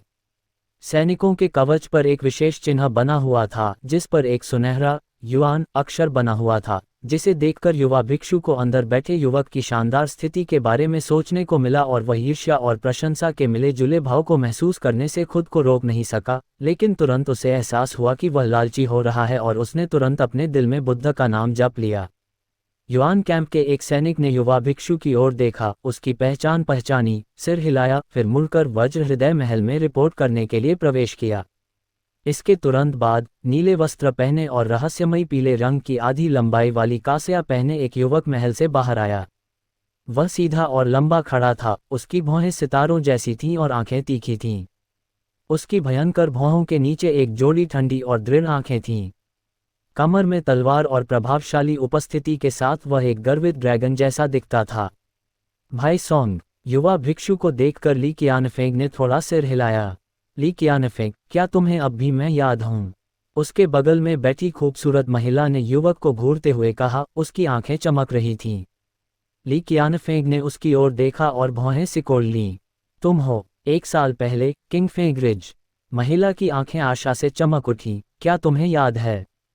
किंगफेंग रिज। ली कियानफेंग की आंखों में कुछ यादें ताज़ा हो गईं, जैसे उसने सोचा, ऐसा लगता है कि वहां का दानव पहले ही खत्म हो चुका है। यह मैं हूँ, मुरोंग क्यूलान। उस समय ये तुम ही थे जिन्होंने मुझे यिन पवन सर्प दानव के हमले से बचाया था। तुम्हारे बिना मैं पहले ही मर चुका होता, मुरोंग क्यूलान ने जल्दी से कहा। ली कियानफेंग ने थोड़ा सा मुंह सिकोड़ा और उसकी तरफ देखा। तुम यहाँ किस लिए आए हो? मैंने उस समय कहा था कि मैं आपकी दयालुता का बदला जरूर चुकाऊंगी। मैं, मुरोंग क्यूलन, इस जीवन में आपके अलावा किसी और से शादी नहीं करूंगी। शर्माते हुए मुरोंग क्यूलन ने साहस जुटाया और बोलते समय अपने दांत भींच लिए। तो तुम यहाँ कृतघ्नता से अपना कर्ज चुकाने आए हो। ली कियानफेंग ने अपनी भौहें उठाईं। मुरोंग क्यूलान। उनके बगल में बैठे युवा भिक्षु ने ली कियानफेंग पर आश्चर्यचकित नजर डाली, जो इतनी खूबसूरत महिला से ऐसे कठोर शब्द बोल सकता था। वास्तव में ये छोटा भाई वास्तव में बुद्ध भगवान का प्रत्यक्ष शिष्य बनने का हकदार था। मैं बस तुम्हें पैसे लौटाना चाहती हूँ। मुरोंग क्यूलन ने शिकायत के भाव से बोलते हुए अपने होंठ काटे। वह हजारों मील की यात्रा करके अपने संपर्कों का उपयोग करके पहाड़ पर आई थी, परंतु उसे इतना ठंडा स्वागत ही मिला।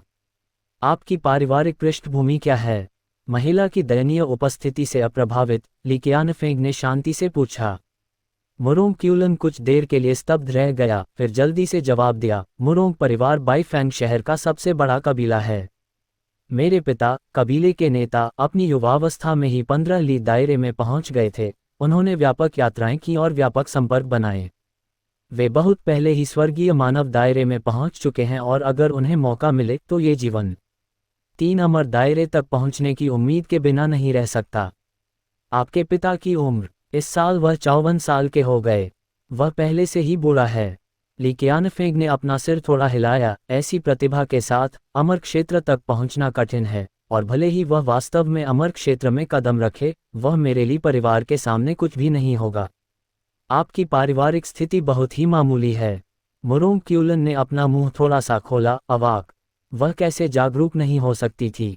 पारिवारिक पृष्ठभूमि को देखते हुए दयू में कितने लोग उससे पहले वाले युवक की तुलना कर सकते थे? उसने दांत पीसते हुए कहा, लेकिन मेरी माँ ने कहा, अगर 2 लोग एक दूसरे से सच्चा प्यार करते हैं तो परिवार की पृष्ठभूमि की चिंता क्यों करें? मुझे कोई आपत्ति नहीं है, मैं दहेज छोड़ने को तैयार हूँ। मुझे कुछ नहीं चाहिए, मुझे बस तुम चाहिए। तुम्हारे शब्द अपने आप में बहुत लालची हैं।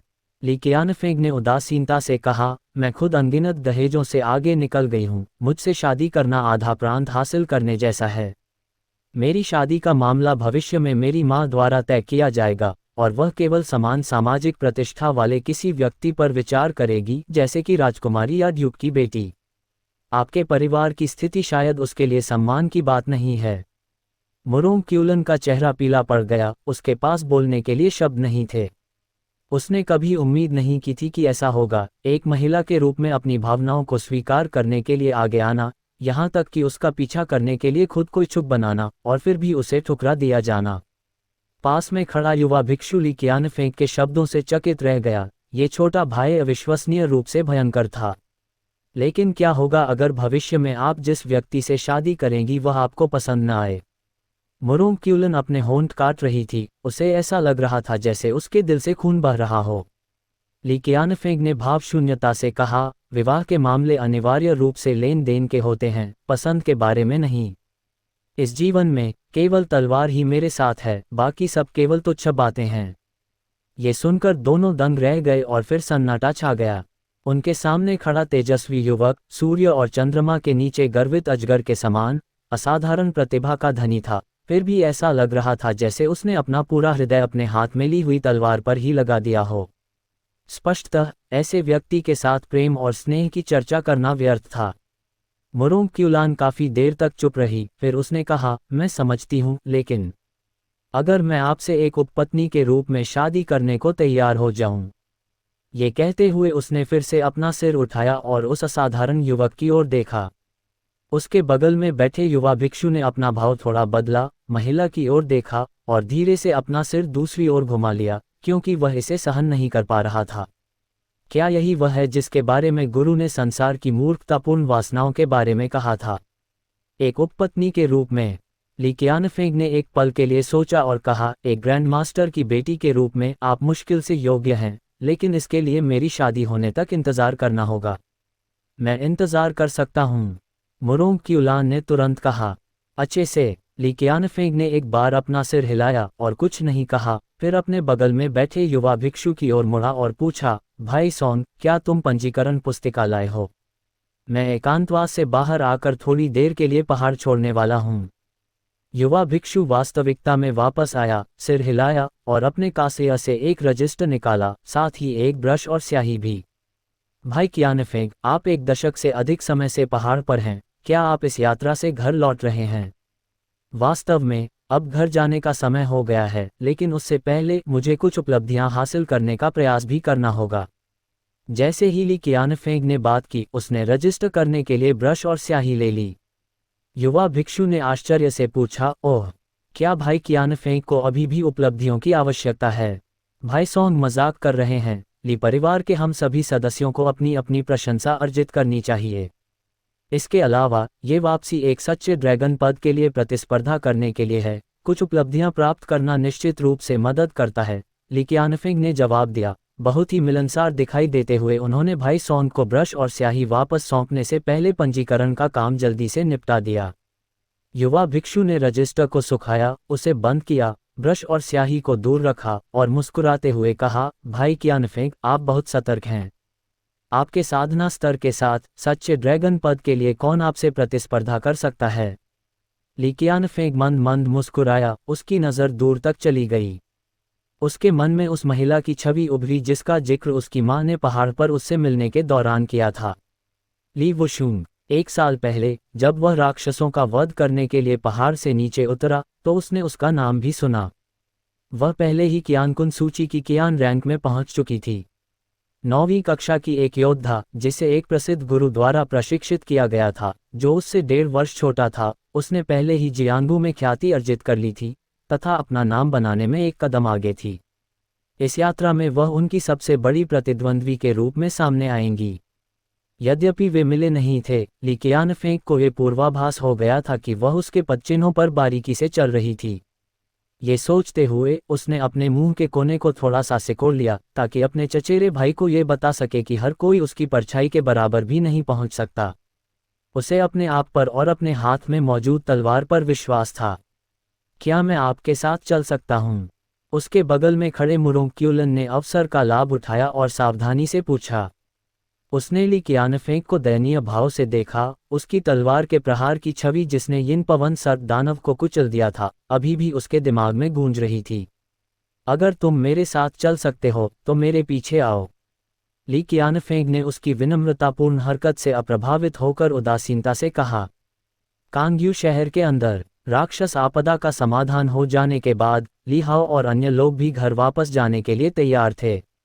राक्षस दमन विभाग का काम भी धीमा पड़ गया था। शहर के बाहर राक्षसों की लाशों को साफ करने के अलावा उनके पास कोई अन्य कार्य नहीं था।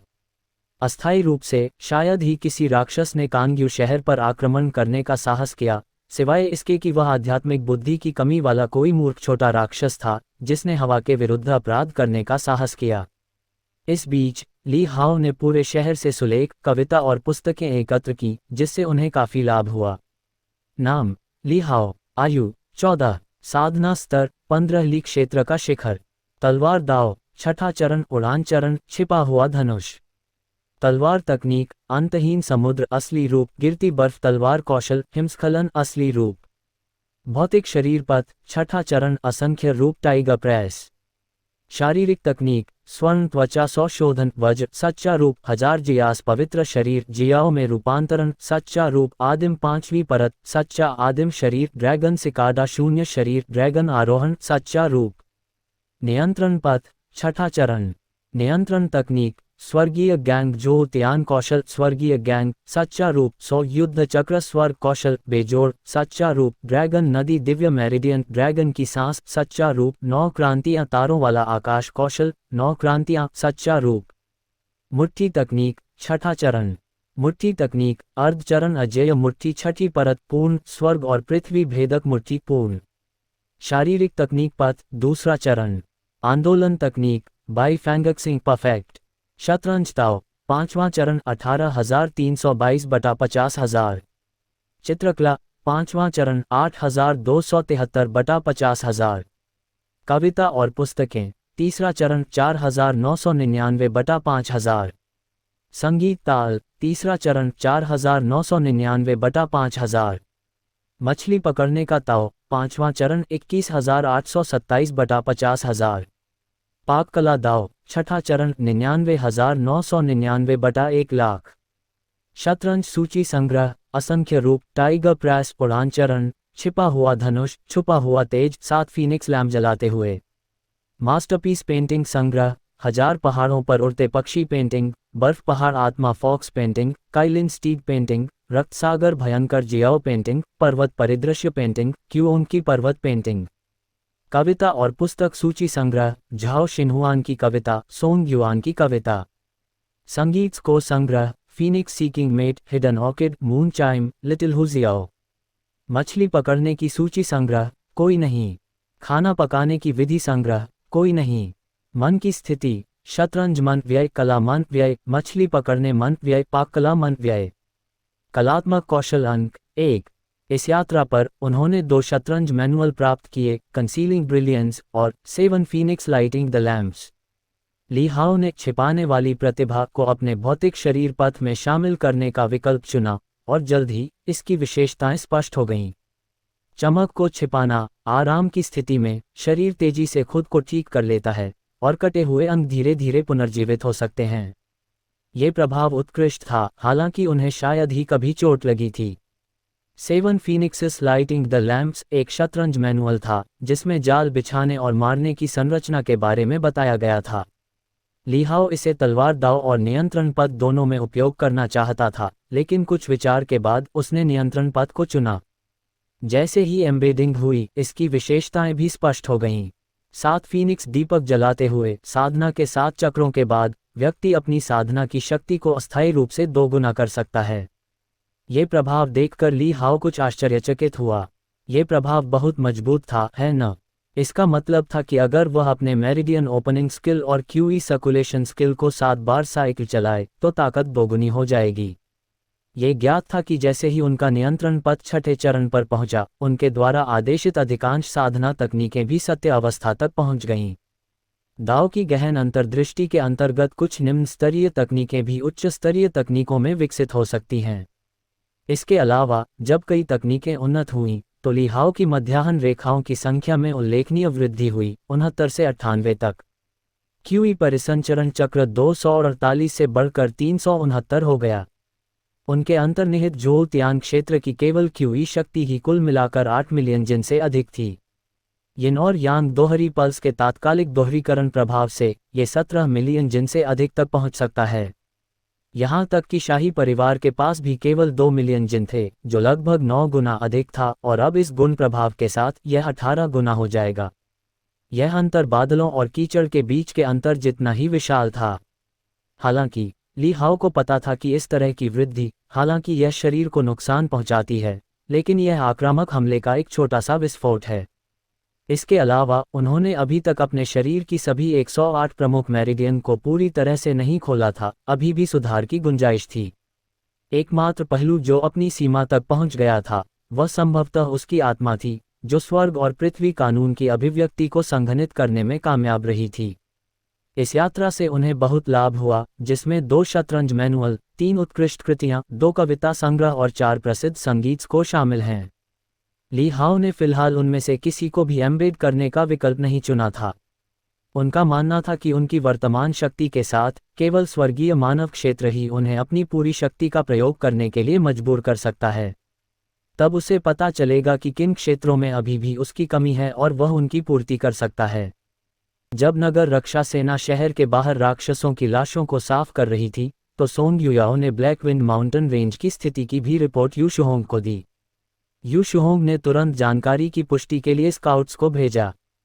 जब स्काउट्स ने पहाड़ की चोटी को राक्षसों की लाशों से ढका हुआ देखा, तो वे पूरी तरह से हैरान रह गए। यहाँ राक्षसों की लाशों की संख्या शहर के बाहर जमा लाशों से कम नहीं थी। विशेष रूप से राक्षसों की लाशों का वह सुव्यवस्थित उच्च मंच, जिस पर सभी महान राक्षस थे, और मोटे तौर पर गिनती की जाए तो उनकी संख्या 20 से अधिक थी। स्काउट्स ने पौराणिक शक्ति सच्चे देवता भालू दानव को भी देखा, जो शहर के बाहर अच्छी तरह से जाना जाता था, लेकिन अब वह भी मांस मंच के नीचे ढेर में एक हल्के से सड़ते हुए बदबूदार शव में बदल गया था। स्काउट्स के पैर कांपने लगे और वे यू शुहोंग को सब कुछ विस्तार से बताने के लिए जल्दी से शहर की ओर लौट आए। सुनने के बाद यू शुहोंग गहरी सांस छोड़ने से पहले काफी देर तक स्थिर खड़ी रही। इतने वर्षों तक कांग्यू शहर में रहने के कारण वह स्वाभाविक रूप से जानता था कि कांग्यू शहर के आसपास छिपे हुए महान राक्षसों को ली हाओ ने मार डाला होगा। यदि टैन पैलेस अकादमी ने संयोगवश ऐसा कार्य नहीं सौंपा होता जिसे ली हाओ ने स्वीकार कर लिया होता, तो यू शुहोंग ने कल्पना भी नहीं की थी कि इस समय कैंग्यू शहर क्या बन गया होता। वह बहुत प्रसन्न भी था और आहें भी भर रहा था, ऐसा महसूस कर रहा था मानो दशकों से उसके दिल पर भारी पड़ रहा एक बड़ा पत्थर आखिरकार गिर गया हो। 2 दिन बाद कांग्यू शहर के बाहर से अधिकांश राक्षसी लाशें हटा दी गईं और ली हाओ तथा अन्य लोगों के लिए अकादमी का कार्य समाप्त घोषित कर दिया गया। उनका आगमन तो शीघ्रता से हुआ, लेकिन वापसी की यात्रा आरामदायक और सुकून भरी रही, क्योंकि यू शुहोंग ने समूह के लिए गाड़ी का प्रबंध किया था। उन्होंने स्वयं उन्हें विदाई देने के लिए शहर के द्वार तक पहुंचाया। युवा स्वामी, मैंने पहले ही कांग्यू शहर के मामलों की रिपोर्ट प्रांतीय सरकार को दे दी है। इसके अतिरिक्त, जब यहाँ सब कुछ ठीक हो जाएगा और सब कुछ ठीक से निपट जाएगा, तो मैं व्यक्तिगत रूप से शाही राजधानी में जाकर अपनी सजा के रूप में मौत की मांग करूंगा। गाड़ी के बाहर यू शुहोंग ने गंभीरता से सिर झुकाया। ली हाओ ने उसकी ओर देखा और तुरंत समझ गया कि वह सारा दोष अपने ऊपर लेने के लिए तैयार है। ली हाओ ने कहा, क्या आप जानते हैं कि अकेले इतनी जिम्मेदारी उठाने से आपके सभी 9 कबीले इसमें फंस सकते हैं? यू शुहोंग की अभिव्यक्ति शांत रही। उसने शांति से कहा, मुझे पता है, यही कारण है कि मैंने पहले ही अपने 9 कुलों से संबंध तोड़ लिए हैं। 12 साल पहले मैंने सभी संबंध तोड़ दिए थे और दायूं के नियमों के अनुसार 10 साल से अधिक समय तक संबंध तोड़ने के बाद किसी को असंबद्ध बिना किसी संबंध के माना जाएगा और अपराध में दूसरों को शामिल नहीं किया जाएगा। ली हाओ ने उसे गौर से देखते हुए कहा, ऐसा लगता है कि आप भी एक अच्छे शतरंज खिलाड़ी हैं। आप मेरी चापलूसी कर रहे हैं, युवा स्वामी। ली हाओ ने और कुछ नहीं कहा। उसने अपना हाथ वापस खींच लिया और गाड़ी का पर्दा नीचे गिरा दिया। यह अफसोस की बात है, आप टाइगर रोब हेड सराय में बनी शराब का स्वाद नहीं ले पाएंगे। यू शुहोंग का शरीर थोड़ा कांप उठा और एक पल की चुप्पी के बाद उसने चेहरे पर एक हल्की मुस्कान के साथ अपना सिर उठाया। यदि युवा स्वामी को कोई आपत्ति न हो, तो किसी दिन जब आप कांग्यू शहर से गुजरें तो इस सड़क पर एक प्याला पी कर देखिएगा और इसे मेरे साथ पीना समझिएगा। हवा के झोंके से पर्दे हल्के से हिलने लगे। अंदर से एक ही शब्द आया, मान गया। यू शुहोंग की मुस्कान और भी अधिक चमकदार हो गई। गाड़ीवान ने जैसे ही चाबुक चलाया, गाड़ी धीरे धीरे चलने लगी। सुबह की धूप में हरे सरू के पेड़ों से सजी आधिकारिक सड़क पर गाड़ी स्थिर गति से आगे बढ़ रही थी। शहर और शहर के द्वार पर खड़ी आकृति धीरे धीरे दूर होती चली गई, लेकिन यह अभी भी स्पष्ट रूप से दिखाई दे रहा था कि वह व्यक्ति गाड़ी की ओर हाथ हिला रहा था, मानो अलविदा कह रहा हो, और फिर उसने एक लंबा गहरा झुककर प्रणाम किया। जब तक वे एक दूसरे को देख नहीं सकते थे, गाड़ी के अंदर केवल ली हाओ, रेन कियान, ली युवानझाओ और अन्य लोग थे। कोचवान, जो कि कांग्यू शहर का एक सैनिक था, उसे ली हाओ और अन्य लोगों को किंगजोऊ में उतारने के बाद गाड़ी को स्वयं ही कांग्यू शहर वापस ले जाना था। वेई फैंग ने एक दिन पहले ही उन्हें जल्दबाजी में विदा कर दिया था। ली हाओ की मौजूदगी में उसे अपनी युवा मालकिन को छाया से बचाने की कोई ज़रूरत नहीं थी। अब वह इस बात को लेकर अधिक चिंतित था कि उसकी मालकिन वास्तव में ली हाओ के उसके अनुयायी बनने के प्रस्ताव पर सहमत होगी या नहीं। यद्यपि ली हाओ उच्च स्थिति की थी, लेकिन रेन कियान आखिरकार एक ग्रैंड मास्टर की बेटी थी और अनुयायी होना एक ऐसा लेबल था जो जीवन भर उसके साथ रहेगा। उसे जल्दी से वापस लौटना पड़ा और सेना की मांग करनी पड़ी, क्योंकि केवल उसका स्वामी ही अपनी मालकिन को मना सकता था। जहां तक ली फू का प्रश्न है, उसकी चोटें अभी तक ठीक नहीं हुई थीं, इसलिए वह स्वास्थ्य लाभ के लिए कांग्यू शहर में ही रुक गया। उस समय कांग्यू शहर से प्रस्थान करने से आधे दिन से भी कम की यात्रा के बाद शाही सड़क पर 2 तेज घोड़े अचानक सामने से आए, जहां ली हाओ और उनकी टोली यात्रा कर रही थी। तेज घोड़ों पर सवार सवारों ने गाड़ी पर लगे कांग्यू शहर के झंडे को पहचान लिया था और कई दसियों मीटर की दूरी पर गाड़ी से गुजरने के बाद उन्होंने अचानक लगाम खींच ली और मुड़कर गाड़ी के सामने आ गए, जिससे कई व्यक्तियों का रास्ता अवरुद्ध हो गया। वहां रुकें। तेज घोड़ों पर सवार एक पुरुष और एक महिला थे। 20 वर्ष की आयु वाला पुरुष बैंगनी कवच पहने हुए था, कमर में तलवार और सिर पर उड़ान पंख वाली टोपी थी जो वीरता से भरा हुआ था। महिला बैंगनी रंग का बढ़िया कवच पहने हुए थी और उसकी पीठ पर धनुष और कमर में तलवार थी। उसके सिर पर कोई हेलमेट नहीं था, लेकिन उसके सिर पर काले बाल थे जो कवच के लबादे के साथ उसके पीछे लटक रहे थे। क्या आप कांग्यू शहर के सैनिक हैं? गाड़ी रुकवाते ही युवक ने तुरंत कोड़ा पकड़ लिया और कोचवान की ओर कुछ गुस्से से इशारा किया। कोचवान पहले तो चौंका, लेकिन जल्दी से दोनों व्यक्तियों के कवच को देखा और चौंककर जल्दी से उठकर घुटनों के बल बैठ गया। कांगयू सिटी डिफेंस आर्मी के कमांडर यूमिंग, आपकी सेवा में। तुम यहाँ क्यों हो, और गाड़ी में कौन कौन लोग बैठे हैं? युवक गुस्से से चिल्लाया, हमने सुना है कि कांगयू शहर पर राक्षसों ने हमला किया है। क्या तुम लोग शहर छोड़कर भाग गए हो? ये कहते हुए उसकी आंखों में पहले से ही एक खौफनाक हत्या का इरादा दिखाई दिया। गाड़ी चालक यूमिंग ने जल्दी से समझाया, महामहिमों ने गलत समझा है, शहर में राक्षसी आपदा पहले ही शांत हो चुकी है। मैं शहर के स्वामी के आदेश का पालन कर रहा हूँ। इन टैन पैलेस अकादमी के छात्रों को किंगजो वापस ले जा रहा हूँ। टैन पैलेस अकादमी के छात्र। ये सुनकर दोनों व्यक्तियों की आंखें हल्की सी चमक उठीं और युवक के चेहरे पर थोड़ी नरमी आई और उसने कहा, उन्हें बाहर बुलाओ, मैं देखना चाहता हूँ। किंगजो में टैन पैलेस अकादमी विश्व प्रसिद्ध है और वे भी इसके बारे में जानते थे। हालांकि उनके लिए वहां जाकर पढ़ाई करना जरूरी नहीं था। गाड़ी के अंदर ली हाओ और अन्य लोगों ने बाहर का शोर सुना। यू वेई, जो गाड़ी के दरवाजे पर बैठा था, ने तुरंत पर्दा उठाया और बाहर देखने लगा। उसे आश्चर्य हुआ कि कौन सा मूर्ख परेशानी खड़ी कर रहा है। उसे रोकना एक बात थी, लेकिन गाड़ी के अंदर ली परिवार के ली हाओ और ली युवानझाओ दोनों थे। वे जिया परिवार का सैन्य कवच पहने हुए हैं। ली युवानझाओ ने गाड़ी के पर्दे के माध्यम से दोनों की पहचान तुरंत पहचान ली। उसी दिव्य जनरल हवेली से संबंधित। हालांकि ली युवानझाओ ने दूर की यात्रा नहीं की थी, उन्होंने उच्चतम धारा के इन महान परिवारों के बारे में सीखा था। तेज घोड़ों पर सवार दो व्यक्तियों ने ली हाओ और अन्य लोगों के युवा चेहरों को देखा, साथ ही उनकी टैन पैलेस की वर्दी भी देखी और तुरंत समझ गए कि गाड़ी चालक झूठ नहीं बोल रहा था। मैंने आपसे पूछा था, आप ये क्यों कह रहे हैं कि राक्षसी आपदा का समाधान हो गया है? बहादुर महिला ने ठंडे स्वर में कोचवान की ओर देखते हुए पूछा। कोचवान ने घबराकर उत्तर दिया, महामहिम को सूचित करना चाहता हूं कि राक्षस ने अराजकता फैला दी थी, लेकिन सौभाग्य से ली परिवार के मास्टर ली ने हस्तक्षेप किया और अशांति को शांत कर दिया। ली परिवार के मास्टर ली? युवक ने भौहें सिकोड़ते हुए पूछा, ली परिवार का कौन सा मास्टर ली? किंगजो के दिव्य जनरल भवन के ली परिवार से, कोचवान ने सम्मानपूर्वक उत्तर दिया। हम, जिया योंग और जिया किंगशुंग ने एक दूसरे की ओर देखा। क्या ये वास्तव में वे हो सकते हैं? रुको, मास्टर ली, इस तरह से संदर्भित किए जाने के लिए ये ली परिवार की तीसरी पीढ़ी का कोई व्यक्ति होना चाहिए। आखिरकार ली परिवार की दूसरी पीढ़ी पहले ही मध्य आयु में पहुंच चुकी थी और केवल 3 सदस्य ही बचे थे जो पूरे देश में प्रसिद्ध थे। फिर भी यह अफवाह थी कि इस राक्षसी आपदा के दौरान 15 ली क्षेत्र से एक महान दानव घेराबंदी का नेतृत्व कर रहा था, साथ ही दसियों हजार अन्य राक्षस भी थे। ऐसी ताकत को दबाने के लिए कम से कम जिया परिवार के 15 ली क्षेत्र से 2 विलक्षण लोगों की आवश्यकता थी। लेकिन ली परिवार की तीसरी पीढ़ी से अभी तक किसी प्रसिद्ध व्यक्ति के बारे में नहीं सुना गया था। हालांकि 1 दशक से भी अधिक समय पहले कुछ घटनाओं ने दुनिया में एक छोटी सी हलचल पैदा कर दी थी। उनमें से एक ने 6 वर्ष की आयु में बुद्ध गुरु के शिष्य के रूप में माउंट वुलियांग में प्रवेश किया तथा दूसरा कियांजी पर्वत के एक ताओवादी का प्रत्यक्ष शिष्य बन गया। ऐसा भी कहा जाता है कि एक और व्यक्ति स्वर्ग से भी अधिक धनवान पैदा हुआ था और उसका नाम सम्राट यू ने स्वयं रखा था।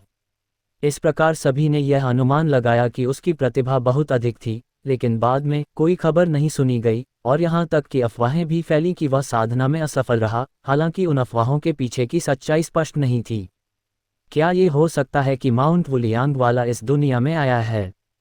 दोनों ने एक दूसरे को देखा, ये जानते हुए कि जिसे मास्टर ली कहा गया है वह ली परिवार की युवती नहीं हो सकती, जिसने 1 साल पहले ही कियान सूची में अपना नाम दर्ज कराया था।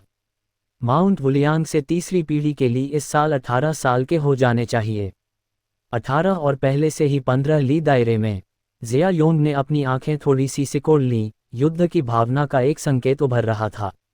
दूसरी ओर जिया किंगशुंग शांत दिखीं और उन्होंने कहा, चूंकि मामला ऐसा है, इसलिए हम निश्चिंत हो सकते हैं। उसने कोचवान की ओर देखते हुए पूछा, शहर में हताहतों की संख्या कैसी है? महामहिम को सूचित करना चाहता हूं कि शहर के रक्षा करने वाले केवल 200 से अधिक सैनिक घायल हुए हैं तथा लगभग 1 दर्जन सैनिक मारे गए हैं।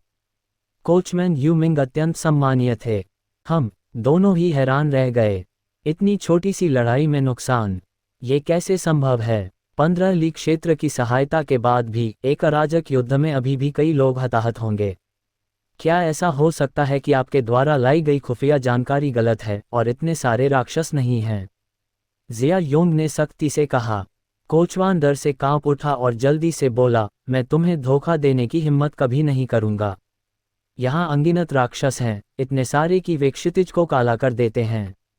मैंने सुना है कि 40 से 50 हजार हैं और मैंने अपनी आंखों से 7 या 8 दिव्य यात्रा क्षेत्र के महान राक्षसों को देखा, साथ ही एक लाल जियाओ को भी, लेकिन ये सब ली परिवार के ली का धन्यवाद है जिसने उन्हें मार गिराया और पूरे शहर को सुरक्षित रखा।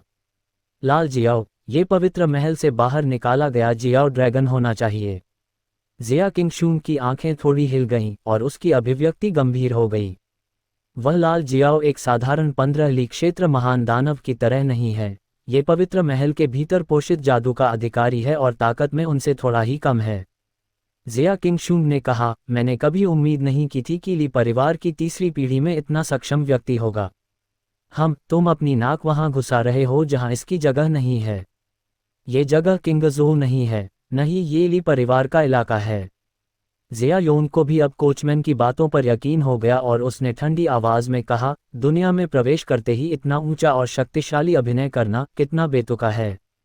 क्या उत्तरी यान में ली परिवार द्वारा देखरेख किए जाने वाले युद्ध क्षेत्र पर्याप्त रूप से अव्यवस्थित नहीं हैं? अरे, गाड़ी के अंदर ली युवांझाओ ने यह सुना, वह अपना गुस्सा दबा नहीं सका और पलटकर बोला, तुम क्या कह रहे हो? हम तुम्हारी, जिया परिवार की राक्षस संकट को हल करने में मदद करते हैं और फिर भी तुम हमें दोषी ठहराते हो। मोटे लड़के की चीख सुनकर दोनों चौंक गए। जिया योन का चेहरा थोड़ा बदल गया और उसने पूछा, आप ली परिवार की शिष्या हैं? बेशक, ली युवांझाओ ने कहा, उसका चेहरा गुस्से से भरा हुआ था।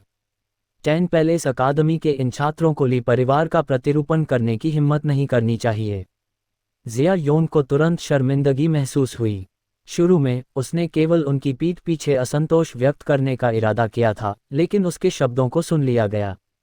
अब जब बात यहाँ तक आ पहुंची है तो अपनी गलती स्वीकार करने से जिया परिवार की प्रतिष्ठा को नुकसान पहुंचेगा, इसलिए उन्होंने कठोर चेहरा बनाए रखा और कहा, तान पैलेस अकादमी में भर्ती होने के लिए ली परिवार के शिष्य की प्रतिभा वैसी ही होनी चाहिए। ऐसा लग रहा था कि उसके शब्दों से सभी लोग नाराज हो गए। आखिरकार, टैन पैलेस एक शीर्ष स्तरीय अकादमी है। हालांकि इसकी तुलना माउंट वुलियांग या डिवाइन जनरल मैंशन से नहीं की जा सकती, लेकिन इसमें प्रवेश पाना बेहद मुश्किल है। दूसरे पक्ष को लगा कि यह स्थान बहुत कम मूल्य का है। हालांकि डू कियुए और अन्य लोग नाराज थे, लेकिन उन्होंने कुछ भी कहने की हिम्मत नहीं की, क्योंकि यह जिया परिवार का क्षेत्र था। ली हाओ कुछ हद तक हैरान था, उसने कभी नहीं सोचा था कि दुनिया में वास्तव में इतने कम भावनात्मक बुद्धि वाले लोग मौजूद हैं।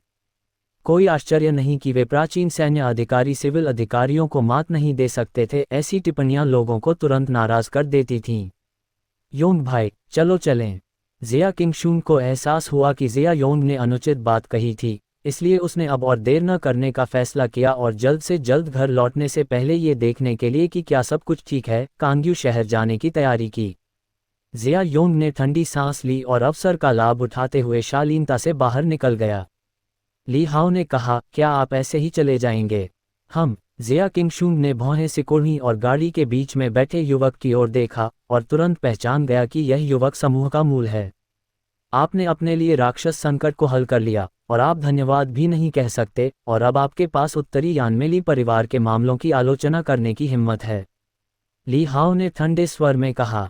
यदि उन्होंने नॉर्डर्न यान का उल्लेख नहीं किया होता तो शायद उन्हें इसकी परवाह नहीं होती, लेकिन चूंकि उसके माता पिता अभी भी उत्तरी यान में थे और 1 दशक से अधिक समय से उन्हें न देखने के बावजूद, जिसका अर्थ ये हो सकता है कि उनके बीच बहुत अधिक स्नेह नहीं था, उसे अभी भी अपने असभ्य पिता द्वारा भेजी गई 3000 वर्ष पुरानी राक्षसी लाश और अपनी युवा मां की आंखों में चिंता भरी नजरें याद थीं। अपने हृदय में वह स्वाभाविक रूप से उन्हें अपना परिवार मानता था। तुम वास्तव में झगड़ा क्यों कर रहे हो? ली परिवार 1 दशक से भी अधिक समय से उत्तरी यान में लड़ रहा है, सभी कठिनाइयों को झेल रहा है। क्या यह उचित नहीं है कि न्यायालय भोजन और उपकरण उपलब्ध कराए? जिया योन का चेहरा काला पड़ गया जब उसने ली हाओ की ओर देखा। कमीने, हाओ ब्रदर का अपमान करने की तुम्हारी हिम्मत कैसे हुई? ली युवानझाओ गुस्से से भड़क उठा, और अगर उसे पता नहीं होता कि उसके सामने वाले दोनों बहुत शक्तिशाली व्यक्ति थे, तो वह व्यक्तिगत रूप से कार्रवाई करता। मेरा ली परिवार एक दशक से भी ज्यादा समय से लड़ रहा है, और मुश्किलों को अपने तक ही सीमित रखा है। क्या यह उचित नहीं है कि अदालत भोजन और उपकरण मुहैया कराए? ली हाओ ने उदासीनता से कहा, क्या जिया परिवार ने कभी अदालत से सहायता नहीं मांगी? एक साथ ही दिव्य जनरल मेंशन के रूप में आपको सीमा की रक्षा करने की कठिनाई को समझना चाहिए। इसके बजाय आप यहाँ हमारा उपहास करते हैं। क्या जिया परिवार अपने सदस्यों को इसी तरह सिखाता है? क्या आप भी तीसरी पीढ़ी की ली हैं? जिया योंग के चेहरे पर शर्मिंदगी और झुंझलाहट झलक रही थी। ली परिवार पूरी तरह से कानूनविहीन है। हमने अभी तक क्यूई राज्य भी नहीं छोड़ा है, और यह जिया परिवार का अधिकार क्षेत्र है। आपको हमारे जिया परिवार की 1000 साल पुरानी शिक्षाओं पर सवाल उठाने का क्या अधिकार है? उसे थप्पड़ मारो। वह 15 ली दायरे में था, किसी भी क्षण थप्पड़ मारने के लिए तैयार। वस्तु हेरफेर के नियंत्रण में दूसरों का अपने शरीर पर कोई नियंत्रण नहीं था। लेकिन ली हाओ की हथेली स्थिर रही। उसने केवल अपनी आंखें तेजी से सिकुड़ी, और वस्तु हेरफेर की शक्ति ने विरोधी के सिर के ऊपर के क्षेत्र को घेर लिया और दबा दिया। शिया योंग द्वारा सवार बैंगनी सींग वाले घोड़े ने कराहते हुए पीड़ा भरी चीख निकाली। ये युद्ध घोड़ा लाल रक्त घोड़े की ही तरह एक उत्कृष्ट नस्ल का था, युद्ध में कठोर था और अनगिनत दानवों का खून देख चुका था। स्वाभाविक रूप से इसमें एक भयंकर और जानलेवा आभा थी। हालांकि उस समय उसके खुर अचानक से जवाब दे गए, और वह घुटनों के बल बैठ गया। घोड़े पर सवार जिया योंग का चेहरा अचानक बदल गया। उसने हवा में छलांग लगाने का इरादा किया, लेकिन दबाव बल के कारण वह सीधे घोड़े से नीचे गिर गया। वह घबराए हुए ढंग से जमीन से ऊपर उठा। उसके चेहरे पर भय की एक झलक उभरी जब उसने गाड़ी के अंदर बैठे युवक को देखा। यद्यपि वह उसी अकादमी की पोशाक पहने हुए था, फिर भी उस युवक का व्यक्तित्व कुलीन लग रहा था। 15 ली क्षेत्र, असंभव। जिया योंग को इस बात पर यकीन ही नहीं हो रहा था। ये किशोर कितना युवा था, फिर भी उसका राज्य उसके अपने राज्य के समान ही था, और वस्तु हेरफेर करने वाली दिव्य शक्ति उसके राज्य से भी अधिक अत्याचारी थी। जिया किंग शुआंग का सुंदर चेहरा थोड़ा बदल गया। उसने ली हाओ को देखा और पूछा, आप ली परिवार के कौन से युवा स्वामी हैं? ली हाओ ने जवाब देने की जहमत नहीं उठाई, बस ठंडे स्वर में कहा, मुझे आपसे माफी चाहिए, वरना आज कोई नहीं जाएगा। आप? जिया योंग ने गुस्से से कहा, ये क्यूई राज्य है, किंगजोऊ नहीं। भले ही यह जगह आपके जिया परिवार के दरवाजे पर होती, फिर भी आपको मुझसे माफी मांगनी पड़ती। ली हाओ ने प्रत्येक शब्द को स्पष्ट रूप से कहा। बहुत अच्छा, फिर मैं देखूंगा कि क्या तुम सचमुच इसे सहन कर सकते हो। जिया योंग ने अचानक अपनी दिव्य आत्मा का आह्वान किया। वह सुनहरे प्रकाश की किरण में परिवर्तित हो गया और उसने अपनी हथेली ली हाओ की ओर बढ़ा दी। ली हाओ शांत बैठा रहा। उसके पीछे सुनहरी रोशनी की एक चमक, उसकी अपनी दिव्य आत्मा बाहर उड़ी और अचानक एक मुक्का मारकर बाहर निकल गई। यह एक अद्वितीय तकनीक थी जो उनके दूसरे चाचा, हाफ स्टेप इनविंसिबल फिस्ट द्वारा सिखाई गई थी। ये तकनीक अनंत सागर के चौथे रूप से भी 3 गुना अधिक शक्तिशाली थी। हालांकि उन्होंने पूरी ताकत से हमला नहीं किया।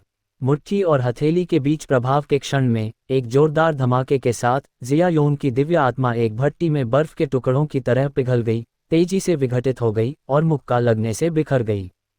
जिया योंग का चेहरा तुरंत मौत की तरह पीला पड़ गया। उसने हिंसक रूप से एक और ताज़ा खून थूका। ली हाओ को भयभीत होकर देखा। उसने कांपती हुई उंगली उठाई, बोलने में असमर्थ। उसकी दृष्टि धुंधली हो गई और वह वहीं बेहोश होकर जमीन पर गिर पड़ा। ये सब पलक झपकते ही हुआ और ली हाओ की दिव्य आत्मा पहले ही उसके शरीर में वापस आ चुकी थी। जिया किंग शुआंग को होश आ गया। उसके हाव भाव नाटकीय रूप से बदल गए। उसे एहसास हुआ कि आत्मा की चोट गंभीर थी। जिया परिवार की अनगिनत कीमती दवाओं के साथ भी ठीक होने के लिए किसी को कम से कम आधे साल से लेकर 1 साल तक आराम करना होगा। आम लोगों के लिए ठीक होने में दशकों भी लग सकते हैं। ये बहुत निर्दयी कदम है। जिया किंग शुआंग ने गाड़ी के अंदर बैठे युवक की तरफ देखा। उसका चेहरा बर्फ की तरह ठंडा था और उसने भी उसकी तरफ देखा। आपका हमला बहुत ही निर्दयी था, जिया किंग शुआंग ने दांत पीसते हुए कहा। आज अगर मैं न होता तो ली परिवार के अन्य वंशज या तो अपना गुस्सा पी जाते या तुम्हें सचमुच थप्पड़ मार देते। ली हाओ की निगाहें बर्फीली थीं। तुम्हारे जिया परिवार ने ली परिवार को सार्वजनिक रूप से इस तरह अपमानित करने की हिम्मत की। ये कितनी हिम्मत थी। उसे न मारना पहले से ही दया दिखाना था। जिया किंग शुआंग की आंखों में आक्रोश की झलक दिखाई दी, लेकिन ये जानते हुए कि वह गलत थी और साथ ही वह उस युवक के लिए उपयुक्त नहीं थी, उसने तुरंत अपना हाथ उठाया और दूर से जिया योन के शरीर को घोड़े पर चढ़ा दिया।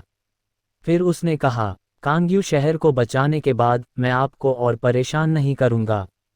चलो इस मामले को यहीं खत्म करते हैं। ऐसा कहकर उसने अपने घोड़े को आगे बढ़ाया और जिया योन को वापस अपने रास्ते पर ले गई। उसने मूल रूप से कांग्यू शहर जाने की योजना बनाई थी, लेकिन अब जिया योन गंभीर रूप से घायल हो गया था, इसलिए उसे किसी भी बीमारी से बचने के लिए उसे इलाज के लिए कबीले में वापस ले जाने की आवश्यकता थी।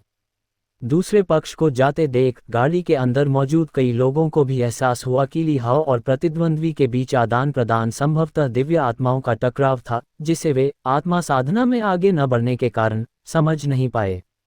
जिया परिवार वास्तव में अनुचित है, ली युआन झाओ ने गुस्से से कहा। मुझे उम्मीद नहीं थी कि जिया परिवार ऐसा होगा। रेन कियान ने भौहें से कुढ़ी। अब तक वह खुद को ली हाओ के पक्ष में एक अनुयायी ली परिवार का आधा सदस्य मान चुकी थी। यात्रा के दौरान चाय की दुकान पर ली हाओ के शब्दों के साथ उसके दिल में ली परिवार के लिए सम्मान था। दिव्य जनरल मैंशन के जिया परिवार को इतना अनियंत्रित और अनुचित तरीके से काम करते देख वह निराश हुए बिना नहीं रह सकी।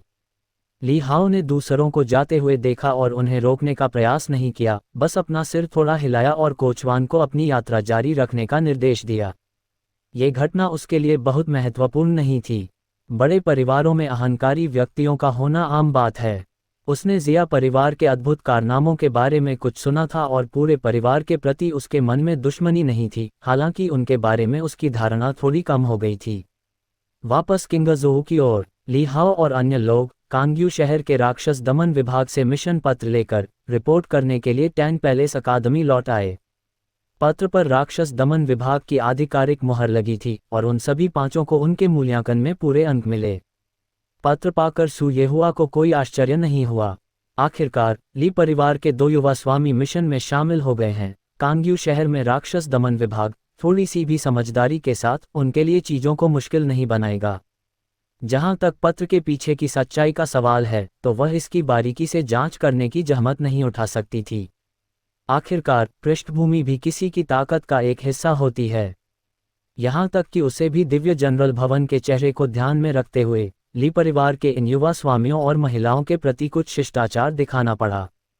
जियांगू कभी भी शहर के बाहर नहीं था, बल्कि शहर के अंदर ही था।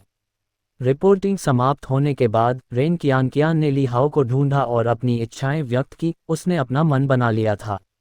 ली हाओ हालांकि तुरंत सहमत नहीं हुई, बल्कि उसे अपने माता पिता से चर्चा करने के लिए कहा। आखिरकार एक परिचारिका तलवार सेवक बनना एक गंभीर मामला था। एक बार शामिल होने के बाद उससे अलग होना आसान नहीं था। ली परिवार की अद्वितीय तकनीक सीखना उसे जीवन भर के लिए उनसे बांध देगा, और यहाँ तक कि अपने साधना स्तर को छोड़ देने से भी वह मुक्त नहीं हो पाएगी। ली हाओ के बोलने के बाद रेन कियान ने बताया कि जब वह छोटी थी तब उसने अपनी मां को खो दिया था और वह अपने पिता से इस बारे में बात नहीं करना चाहती थी। यह एक ऐसा निर्णय था जो वह खुद ले सकती थी। ये देखकर ली हाओ और भी कम सहमत हुए और सुझाव दिया कि उसके लिए अपने पिता के साथ संवाद करना बेहतर होगा। युवती दुनिया के तौर तरीकों से अनभिज्ञ थी और वह उसे इतनी आसानी से नहीं ले जा सकता था। अन्यथा अगर भविष्य में उसके दादाजी ने हवेली में हंगामा किया तो भले ही ली परिवार को डर नहीं लगेगा, फिर भी यह एक भद्दा गड़बड़ होगी। रेन कियान को अस्वीकार करने के बाद ली हाओ ने ली युवानझाओ को ले लिया और लंबे समय से छूटे हुए पर्वत और नदी प्रांगण में लौट आया। उसने टाइगर रोब अमर के सिर वाले बक्से को अपने कमरे में रख दिया और कांग्यू शहर से एकत्र किए गए अन्य व्यंजनों के साथ किंग जी को परिवार के मंदिर की रखवाली करने वाले 5वें बुजुर्ग को एक हिस्सा देने के लिए कहा, जबकि वह बाकी को लिसनिंग रेन टॉवर में ले गया। दूसरे बुजुर्ग को लिसनिंग रेन टॉवर पर न पाकर ली हाओ ने दिन का उजाला देखा और तुरंत समझ गया कि इस समय दूसरा बुजुर्ग संभवतः ब्लैक वाटर झील के किनारे मछली पकड़ रहा होगा। वह तुरंत लिसनिंग रेन टॉवर से उड़कर ब्लैक वाटर झील के किनारे की ओर चल पड़ा। कुछ ही देर में ब्लैक वाटर झील का विशाल विस्तार नजर आने लगा। ली हाओ को दूसरे बुजुर्ग का सामान्य मछली पकड़ने का स्थान मिल गया और वास्तव में उसने अपनी और एल्डर फैंग की आकृतियां भी देखीं। किसी को आते देख दोनों ने सिर घुमाकर देखा। ली हाओ आसमान से उतरकर उनके पास उतरे और मुस्कुराते हुए बोले, दूसरे एल्डर फैंग, आज की पकड़ कैसी थी? किसने ज्यादा पकड़ी? ये हाओ एर है। फैंग बोपिंग के चेहरे पर मुस्कान आ गई जब उन्होंने कहा, बेशक, मैंने ही सबसे ज्यादा मछलियां पकड़ी हैं। ली हाओ की उड़ने की क्षमता ने उन्हें आश्चर्यचकित नहीं किया, वे पहले से ही उसके अनुमानित साधना स्तर के बारे में जानते थे। आखिरकार 12 वर्ष की आयु में इस युवा ने दो बुजुर्गों के सामने गलती से दिव्य यात्रा क्षेत्र से एक छोटे से बाढ़ वाले ड्रैगन को पकड़ लिया था। इससे उन्हें बहुत आश्चर्य हुआ और ईर्ष्या हुई। आश्चर्य ली हाओ की भयावह प्रतिभा से था, जो ली जियुलांग से भी अधिक थी, जिनके बारे में कहा जाता था कि वे सहस्राब्दी में एक बार ही जन्म लेने वाले प्रतिभाशाली व्यक्ति होते हैं। लेकिन उनकी ईर्ष्या इस लड़के के भाग्य के कारण थी, जो वास्तव में एक बार ड्रैगन को पकड़ने में कामयाब रहा था। जहां तक उस मूर्ख अजगर का सवाल है जो पकड़ा गया था, वे दोनों क्रोधित और परेशान थे, और ली हाओ द्वारा उसे पकाने के बाद उन्होंने बड़े चाव से उसके कई हिस्से खा लिए। खाते समय वे आपस में बुदा रहे थे, इसने मेरा हुक क्यों नहीं काटा? क्या मेरा हुक आकर्षक नहीं है? शब्दों को एक तरफ रखते हुए, परेशानियों को एक तरफ रखते हुए, ली हाओ द्वारा प्रदर्शित प्रतिभा को देखकर, यहाँ तक कि प्रसिद्धि के प्रति उदासीन ली मुक्सियू को भी मौके पर ही ली हाओ को मार्शल आर्ट सिखाने का प्रलोभन हुआ, और उन्हें उम्मीद थी कि वह अधिक ध्यान केंद्रित करेंगे और अपना समय तुच्छ गतिविधियों में बर्बाद नहीं करेंगे। ऐसी प्रतिभा के साथ साथ अपने व्यक्तिगत शिक्षण के साथ, ली हाओ की भविष्य की उपलब्धियां उसकी अपनी उपलब्धियों से भी आगे निकल सकती हैं। अगर ली परिवार एक सच्चा अमर पैदा कर सकता है, तो यह वास्तव में पूरे देश में भूचाल ला देगा। लेकिन ली हाओ ने तुरंत चोरों के संत एल्डर फैंग से सलाह मांगी, जिनका दृष्टिकोण अधिक खुला था, और उन्होंने ली मुक्सियू को नर्म पड़ने के लिए राजी कर लिया। ली जियुलांग के उदाहरण से प्रभावित होकर ली मुक्सियू ने यह विचार त्याग दिया और ली हाओ को अपनी पसंद का जीवन चुनने की अनुमति दे दी। ली मुक्सियू को भी जल्दी ही यह एहसास हो गया था कि भले ही वह ली हाओ को साधना के लिए मजबूर कर दे, लेकिन युवा शायद पूरे मन से ऐसा नहीं करेगा, जो काफी निराशाजनक था। वह ये देखकर हैरान था कि ली हाओ के प्रशिक्षण को देखे बिना भी उसका राज्य तेजी से आगे बढ़ रहा था। ली हाओ की दृढ़ता के कारण उनके साधना मामलों को ली मुक्सियू द्वारा व्यापक रूप से प्रचारित नहीं किया गया था, इसलिए हवेली में अन्य लोग अभी भी अनजान थे। उस पल में फैंग बोपिंग की आत्मसंतुष्ट हंसी सुनकर ली मुक्सियू ने उसे नाराजगी भरी नज़र से देखा, और पकड़ने का क्या फायदा? वे सभी छोटी मछलियां और झींगा हैं। मेरा लक्ष्य ड्रैगन पकड़ना है। उनमें से किसी ने भी मछली पकड़ते समय मछली पकड़ने वाली छड़ का उपयोग नहीं किया। उन्होंने केवल स्वर्ग और पृथ्वी से ऊर्जा का उपयोग छोटी राक्षस मछलियों के शरीर को छेदने के लिए किया, तथा उन्हें उस स्थान तक पहुंचाया जहां बड़ी मछलियां या बार ड्रैगन भोजन की तलाश में शिकार कर रहे थे। पहले एक को पकड़ो, फिर बात करो, फैंग बोपिंग हंसे। ली मुक्सियू ने ली हाओ के हाथों में पैकेट देखकर हल्के से नाक भान सिकुड़ी और कहा, तुमने ये कहाँ से खरीदे? क्या तुम 10 पैलेस अकादमी में बच्चों को धमकाते नहीं थे? मैं अकादमी के लिए एक मिशन पर गया था, कांग्यू शहर से कुछ स्वादिष्ट व्यंजन लाया हूँ, ली हाओ ने मुस्कुराते हुए कहा जब उसने दोनों बुजुर्गों के साथ भोजन साझा किया। ये बहुत स्वादिष्ट हैं।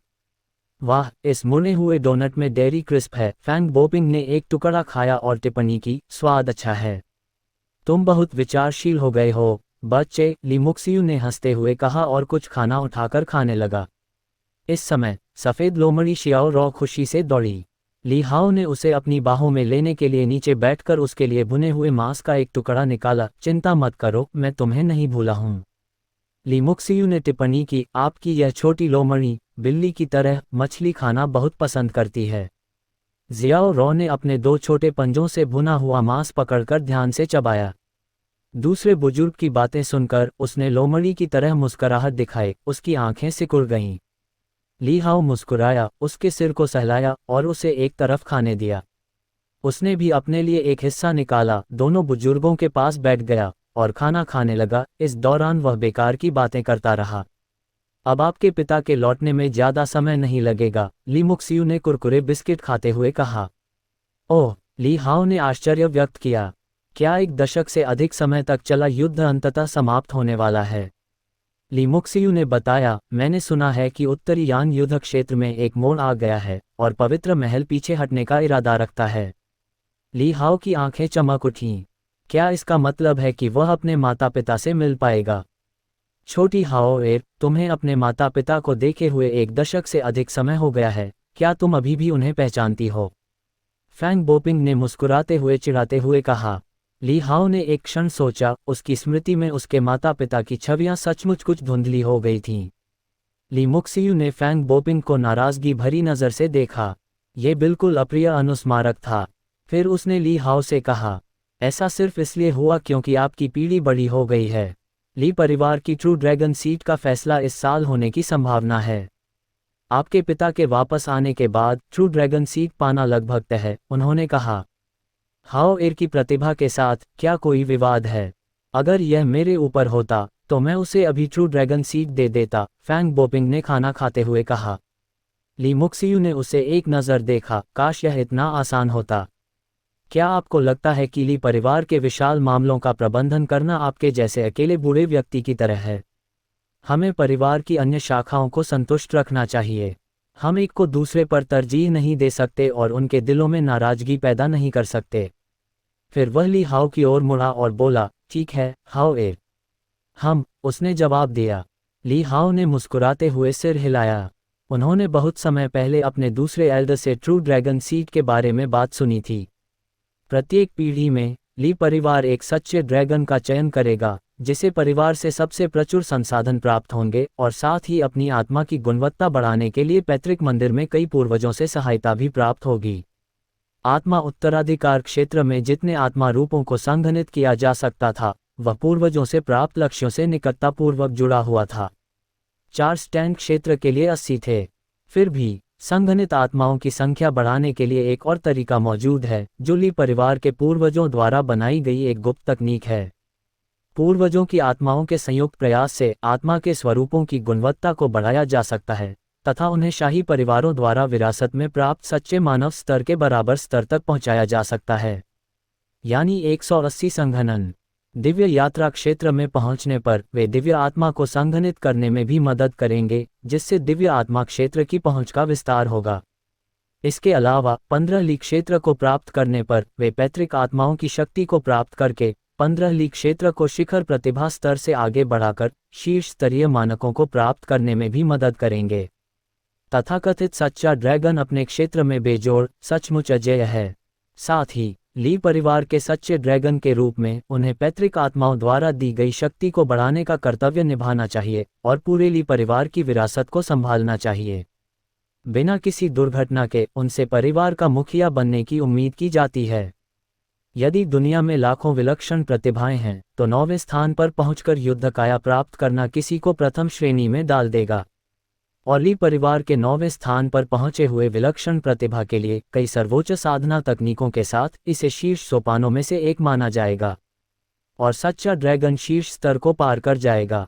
यद्यपि ली हाओ पहले से ही 15 ली क्षेत्र में था, यदि वह एक सच्चा ड्रैगन बन गया तो वह अभी भी पिछले क्षेत्रों के लिए पैतृक आत्माओं के पुनर्निर्माण और सहायता का आनंद लेगा। आत्मा उत्तराधिकार क्षेत्र के अलावा ली हाओ को लगा कि उसे अभी अन्य क्षेत्रों की सीमाओं तक पहुंचना बाकी है। यहाँ तक कि आत्मा उत्तराधिकार क्षेत्र के लिए भी वह नहीं जानता था कि वह प्रगति जारी रख पाएगा या नहीं, और वह इसके लिए काफी उत्सुक था। बेशक सबसे महत्वपूर्ण पहलू यह था कि यदि वह सच्चे ड्रैगन की सीट नहीं लेता तो इसकी पूरी संभावना थी कि वह किसी अन्य व्यक्ति को मिल जाए। अगर सालों पहले जहर देने की घटना न हुई होती तो ली हाओ को सच्चे ड्रैगन की स्थिति की कोई परवाह नहीं होती। आखिरकार एक सच्चे ड्रैगन होने के नाते उसके पास बहुत सारी जिम्मेदारियां होती हैं। ली परिवार की विरासत को आगे बढ़ाना, एक सहस्राब्दी पुराना कुलीन घराना, सभी बाधाओं को पार करना और इसकी महिमा को कायम रखना और बढ़ाना। वह अच्छी तरह जानता था कि यह कितना कठिन होगा, लेकिन किसी ने सालों पहले उनके बेटे की संभावनाओं की खातिर उसे बर्बाद करने की कोशिश की थी। 1 दशक से भी पहले से ही योजना बना ली थी। स्वाभाविक रूप से ली हाओ उन्हें अपनी राह पर चलने नहीं दे सकता था। वह इस दिन का इंतजार कर रहा था। ली मुक्सियू ने ली हाओ से कहा, सच्चे ड्रैगन के लिए परीक्षा में सभी पहलुओं को देखा जाता है, न केवल जन्मजात प्रतिभा बल्कि स्वभाव, संबंध, योगदान इत्यादि को भी। आपको टैन पैलेस अकादमी में भेजने का उद्देश्य आपको बाहर निकलने और कुछ दोस्त बनाने का मौका देना था, न कि हर समय हम बूढ़े लोगों के साथ संगति बनाए रखना। फैंग बोपिंग ने व्यंग्यात्मक लहजे में कहा, खुद को बेवकूफ़ मत बनाओ, प्रतिभा निश्चित रूप से सबसे महत्वपूर्ण है। बाकी सब तो बस केक पर आइसिंग है। यहाँ से चले जाओ, हाओ एर को गुमराह मत करो, ली मुक्सियू ने सख्त नज़र से कहा। हा, फैंग बोपिंग जोर से हंस पड़े। ली हाओ दोनों बुजुर्गों की बातचीत सुनकर चुपचाप मुस्कुराया।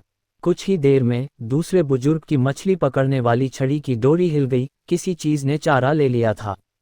जैसे जैसे सूरज ढलने लगा और नदी के किनारे के आकाश में तारे चमकने लगे, शाम होने लगी। ली हाओ ने एक राक्षस मछली पकाई जिसे फैंग ने पकड़ा था और बारबेक्यू तैयार किया, जो तीनों पुरुषों और एक लोमड़ी के लिए रात के खाने के रूप में परोसा गया।